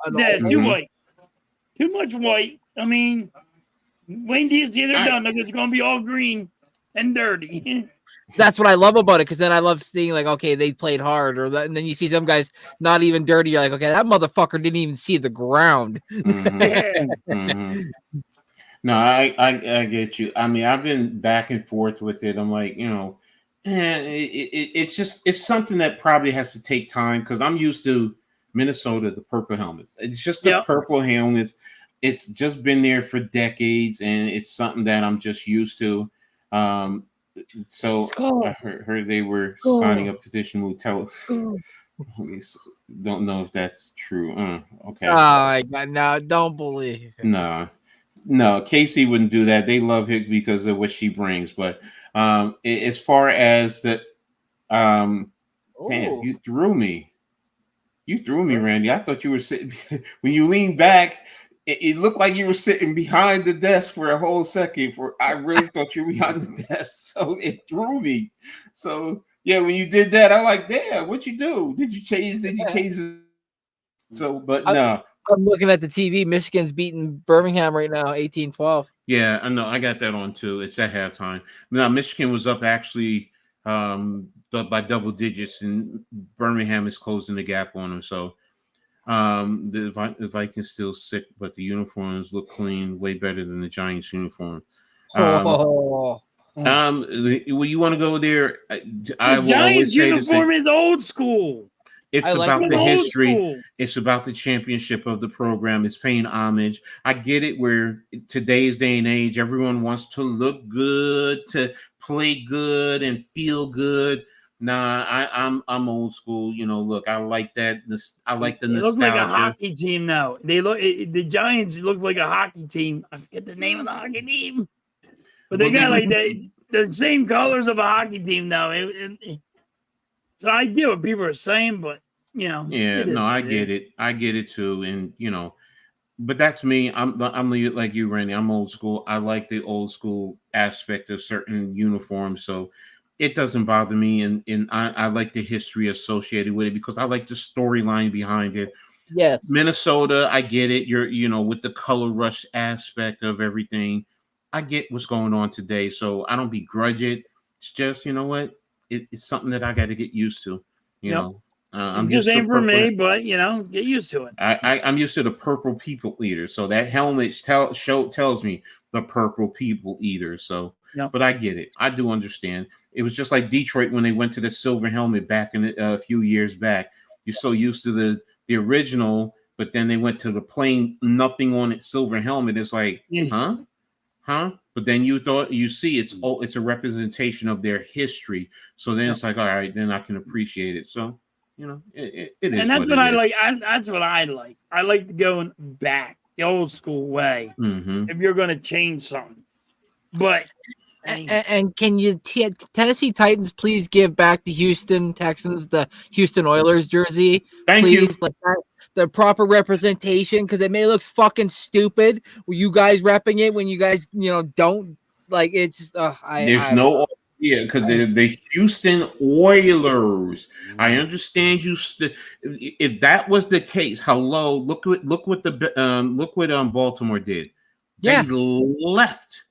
They left the Browns in Browns. Now the Colts, different story. They took the name with them.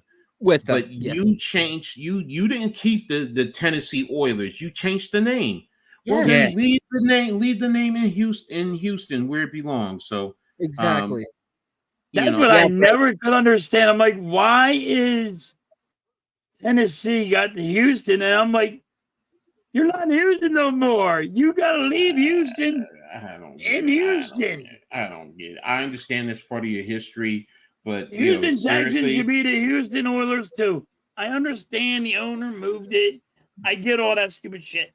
But you got to give it back. Say, here's your uniforms. Exactly. I'm a big fan of basically all teams but the Dallas Cowgirls. I love their throwbacks. Like I love Tampa Bay's cream throwback. Like that is so nice. I love that color. So nice. I even love the Seattle Seahawks throwback color. I love the old school looking bird and stuff. Like I love a lot of these throwbacks, but they're properly represented by the team. That doesn't make like you guys said. You guys changed the name. Now it has no meaning to you. Give it to the team that it would represent. The city. Exactly. So I'm with you on that. So, but I just had to get it out of my chest. Sorry. No, that was great because I was always thinking about that. I'm like, why? Like, yeah, right. Like, you guys don't even make any sense. Like, it's a head scratcher. Anything and else? The Titans sorry, Coach. And the Titans got some decent, throwback jerseys. I mean, shit, when they had Javon Curse and Steve McNair, those were decent unis back then. Rep those. Why? Like, get GTFO. Get the fuck out of here. Yeah. All right. You guys have anything else you want to talk about in terms of the NFL? No. All right. We're gonna go. Nothing really has been going on with the NFL. So, I know it's OTAs and stuff, and you get it. To me, OTAs is just practice, man. Everybody tries to make it more than what it is. It's practice, listen, they're in t-shirts and freaking shorts, not doing a damn thing. What did Iverson always say? We talking about practice. Practice. Practice, man. That's all it is to me. Not game, but practice. Exactly, and not that's the game I love. It. But practice. I don't take it. I don't make it more than what it is. I don't make it more than or less than what it is. It's just practice. So, but now we're going to move on to the NHL, and the NHL tonight starts the first. That's the first game of the championship. Stanley Cup. So, you have Edmonton versus Florida. That's hard. That's hard to say. As someone, Florida hockey, right? Hockey. Like, right. But I get it. I get the business. Not hockey, but it's where you expect hockey players to go when there's no hockey, but to play hockey, you're right. Like it's crazy. But the Florida Panthers have a deep history too. They've gone to a Stanley Cup in the past. It's just they've never been. They're one of the very few teams left in the NHL that haven't won a Stanley Cup. So right. So briefly, Randy, go ahead. I know number one, it's big in Canada because this is the first time Canada has the possible opportunity to win the championship after what was it, 30 years, if I'm not 30, mistaken? 32 years. Okay, so I know it's a big thing in Canada. So, who do you have win? All right, first of all, let's start with today's game. Who do you think is a big? Who do you think wins the game, and who's a big X factor for these games? Okay, so I Sorry. just want to get this out of the way. I'm a Calgary Flames fan. Okay. Mm-hmm. And as a Calgary Flames fan, our arch enemy is just Mm-hmm. up the road, only 3 hours away. And Mm-hmm. I live in Leduc, and Leduc is about 20 minutes outside of Edmonton, Mm-hmm. and it's like cheering for the Dallas Cowgirls. Like, it's something I'll never Wow. do. Oh So wow. I'm picking the Florida Panthers to take down the Edmonton Oilers. Mm-hmm. But in this game, it's gonna be good because both teams have had some time off to kind of rest, Mm-hmm. some wounds and stuff. And I know how most people would say, "Oh, that might be a detriment," like in basketball. Well, it's completely different in hockey, just because of like the speeds they play at, what they do with their bodies, how quick their shifts are, but how many they play, right? So, a fast-paced game, and they only stop when the whistle blows. But for me, I got the X factor for this game and probably for the series, but for this game mostly, I'm going to say Carter Verhaeghe for the Florida Panthers. I think that Mm-hmm. guy's he's very underrated when you hear everybody talk about, like, when it comes to the big guys or the big three for each team. Obviously, you got Connor McDavid, Leon Draisaitl, and then Ryan Nugent-Hopkins for Edmonton. But then if you go over to Florida, you got Matthew Tkachuk, Barkov, and Reinhardt. Well, Verhaeghe's always the guy that kind of gets forgotten in all that, and he's Mm-hmm. had himself a silent but really good playoff this year, and Mm-hmm. I think he might be the X factor for them. But the only issue, and it's been an issue for everybody during these playoffs, is Edmonton's power play is lethal. They're about 33 point or 37 point something percent, which works out to about a goal a game. So if you put them on the power play, they're probably going to score against you. And Mm. like David said, McDavid's a beast. He's arguably like our generation or this generation's Wayne Gretzky. Obviously Mm. not the same accolades when it comes to cups and cups finals, because this is McDavid's first cup final in 9 years being in the league. But when it comes to MVPs, multiple 100-point seasons, goals scored, assists, McDavid's been in the league 9 years. He's a point a game player. He has over 900 points, almost close to 1,000. There's some guys that have played in the league 17 years and don't even have 1,000 points. So Mm. let that sink in as to like how good of a player McDavid is. And McDavid was out, I believe, maybe a year and a half when he got hurt during a game where he broke his tibia. So, the guy's unbelievable. He's the next level.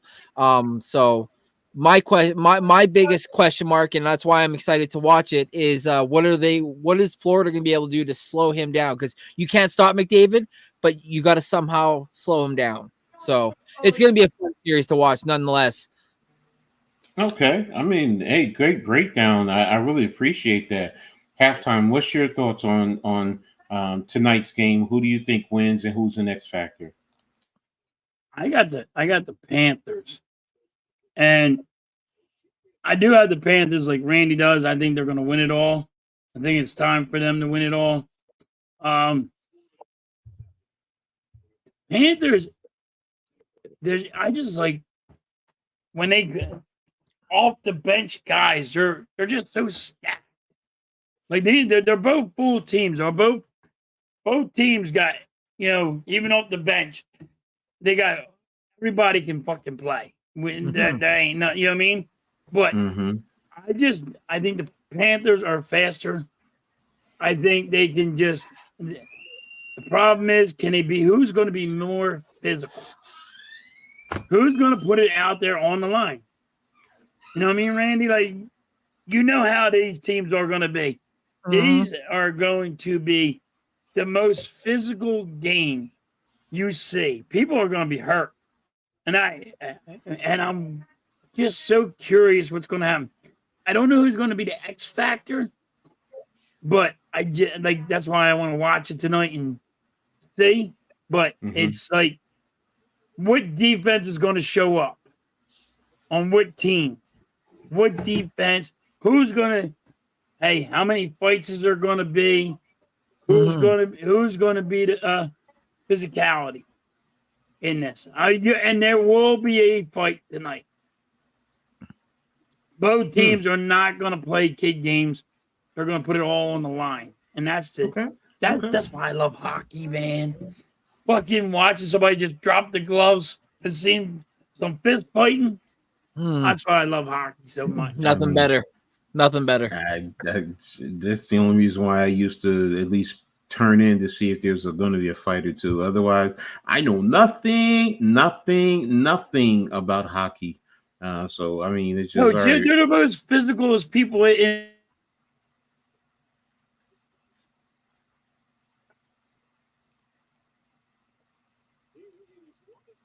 Hello? Yeah, I'm here. I can't hear halftime. You're muted, halftime.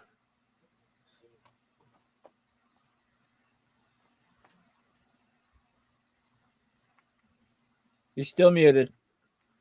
Yeah, I don't know like what just happened. muted you halfway through talking. I was like, I can't hear him anymore. Yeah. Can you hear me now? Yeah, we got you. We got you. Like, yeah, like, I don't know what happened. Apparently I got muted. Well, in my hand on the desk, and I'm gonna mute myself somehow. You like got all around bucks, you like smacked it. Yeah, so like, I mean, there's we don't guys out there relive. that get 26 stitches in them, and they sit there and they're like, they come back, like they're back in the game, and like, hey, next period, here I am, 26 stitches, here I go, and they put everything out on the line. That's why I always say a lot of some players are soft. You look at hockey people; they're not that soft, man. It's a different animal. Your guy Jacob Trouba on the New York Rangers played the whole season with a broken ankle. The defenseman for the Rangers. Wow. Yeah, he played with a broken ankle. He got it during the season, and he didn't want to sit out because he knew that you guys had a team and they could go on a deep playoff run. And he had, by the time the season ended, a chunk of bone had been missing. Wow. So, okay. Coach, so like some of them, they got to put a bolt in his ankle now. They're talking about putting metal in his ankle. That's how fucked up he was.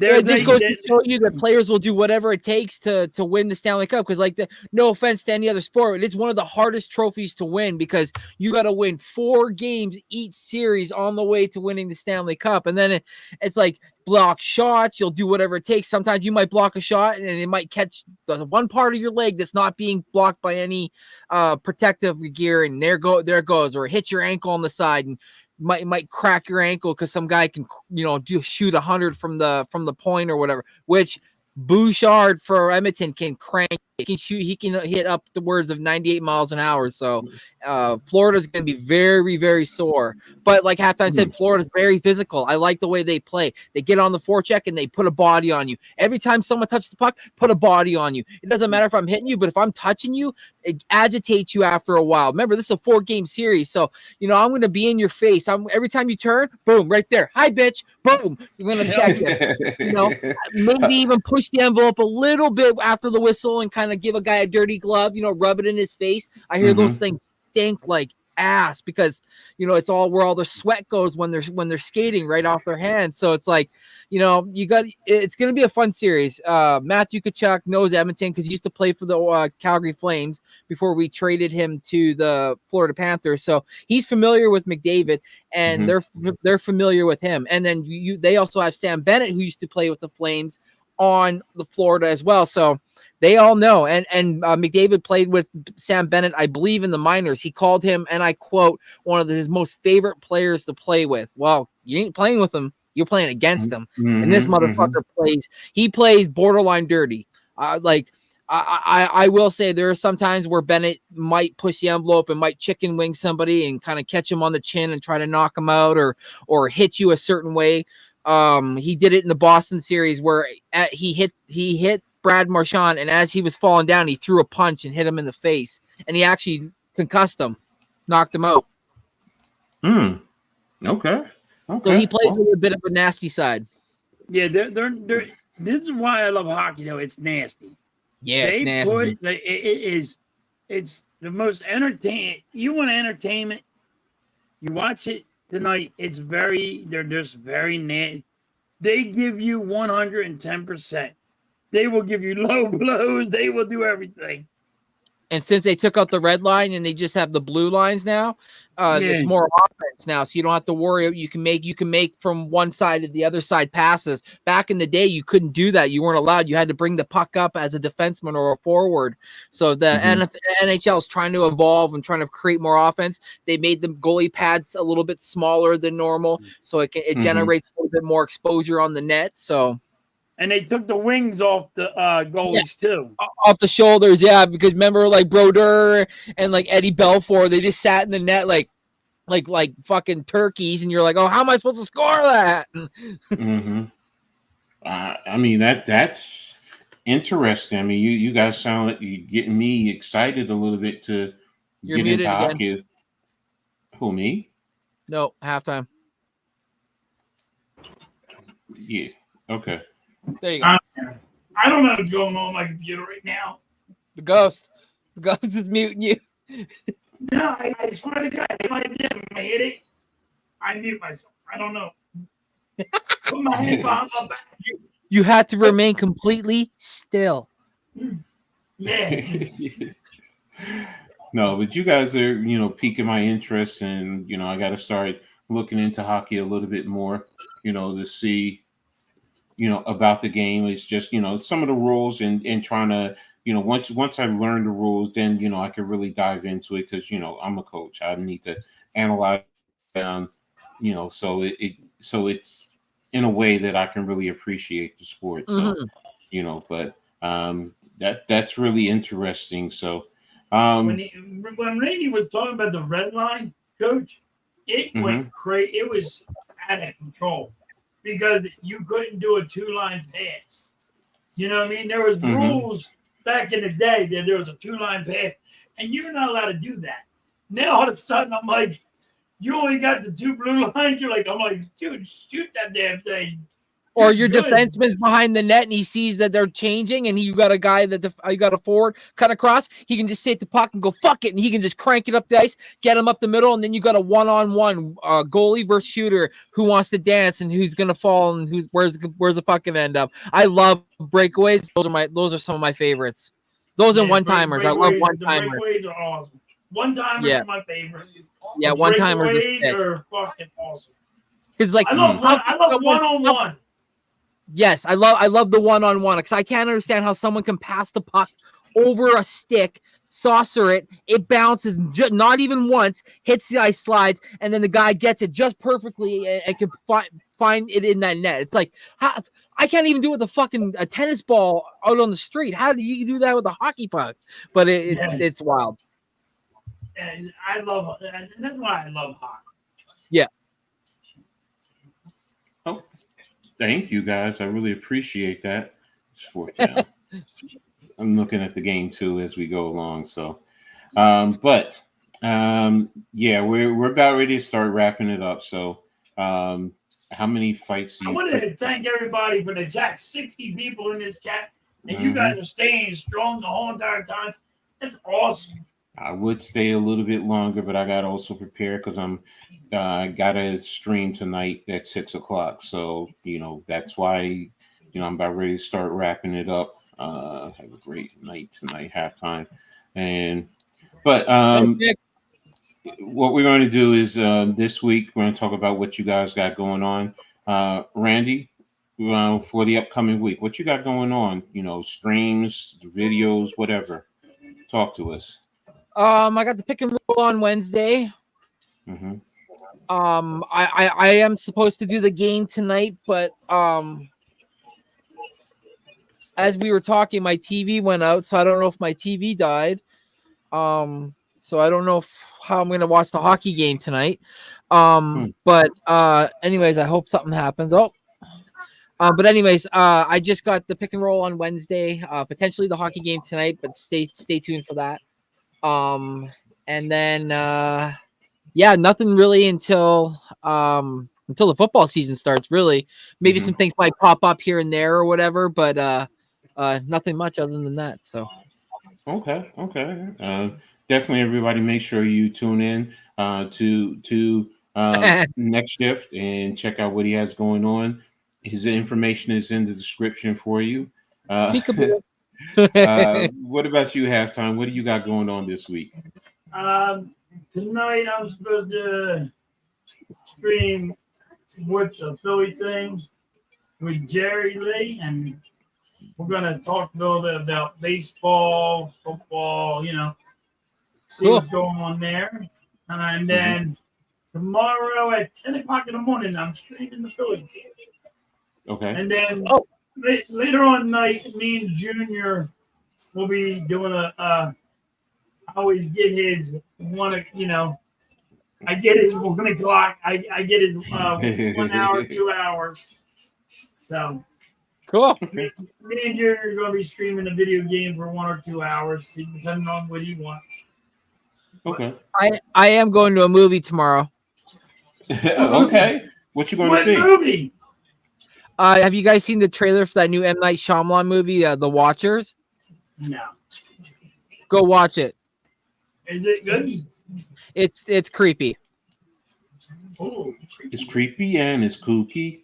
It's spooky and it's Yeah. that's Adam. That's old school. Yeah. I love That's the old. I love the Addams Family. Let's not start that. Let's not start that like from last week. Yeah, man. you know how it's gonna go, Coach. Yeah. This place will light up. Yeah. I don't think I would get off be able to go stream the game. So and that's for me. I think so, Mitch, but I don't know. TRL's been really busy with work, so. As far as me, I have tonight. I have at 6 o'clock. Like I said, I'm streaming the indoor arena style football game, Jersey Bearcats versus the Maryland Warriors. The Bearcats win. They get into the playoffs. They're the actual defending champions of the AAL2. So definitely want to see if they can make it in to defend their championship. Tomorrow I got Giants conversation with NYG. Tuesday I have Heart of the City with NYG. Wednesday Pick and Roll podcast. Thursday Full Court Press with Nick and Randy. Where we talk about the WNBA. And next Saturday, we'll be back on another episode of the Halftime Coach and Adjustment Show. And I may be picking up a few more lives during the course of the week. So I'm trying to see what I can work out. I'm trying to stay busy. Coach is trying to really get on his grind, especially with football season coming up. So trying to get prepared and going. So, but that's what I have going on this week. So we're going to get ready to close this out. I mean, Randy, anything in closing that you want to say to the audience? Just thanks to you guys for having me on. It was a blast, and shout out to the chat. And like Halftime said, solid 60 constant, whether it was up or down. And just it was a fun time. I had a lot of fun. I really appreciate you being here today. Halftime, you have anything that you want to add in before we get out of here? Hey, it was awesome. And let's keep this 60 going next week. It's been lighting up. Let's see how good that we can get this stream going. I'm super stoked how we've been doing so far. Exactly. So I feel the same way. I'm thankful, Randy. I appreciate you tapping in, man. It's been a blast, Thank man. you. I mean, you know, everything that we talked about. Look, everyone. I mean, everyone. Mitch Kowski, Butterfly. I mean, yeah, I'm gonna go through Nick, Star Wars, Mike Green, Damian, Roger, Krupa. Kraupa. Sorry, I remember it from last time. Grega, Butterfly, Star Wars, Damien. I remember Leaf was in here. Earl, thanks for tapping in, brother. As always, Mitch. Walter Johnson, Mrs. Halftime. Who am I forgetting? Nick Gregor, Star Wars, Nick, Donovan McCheetahs, Mellow Goated, Nick. Am I getting everybody? Did I forget? There's still more. Yeah, Leaf Diggy, Screaming Jerry Lee, Adam Hurl. Wow, you guys were awesome, man. The Suey, Tommy Tony. Thanks for being in here. Screaming Jerry Lee, halftime. I think I got Blaze. Yeah, Blaze was in here. Victor, he was in here. Thank you for tapping in and showing us love and contributing to the chat. David Thomas, Chad Schrader. You almost threw me. He said Philly halftime. It threw me for a second. You got me with that one. Use your gift. Yeah, Arku, thank you for being in here. Chad, Star Wars, Mitch, Philly, Arku, Normal Guy, Man Cave, El Capitan Rafael El Fucho, Charles Adderley, Chad, Daniel Berry. Yeah, and I think I got everybody. Thank you guys for being in the chat, tapping in with us, giving us a great insight to everything that we talked about today, contributing. This has been a great family. I mean, we've gone over so much. So again, thanks to everyone for being in here. Looking forward to next week's show, and I hope you guys had a great time. And we're out of here.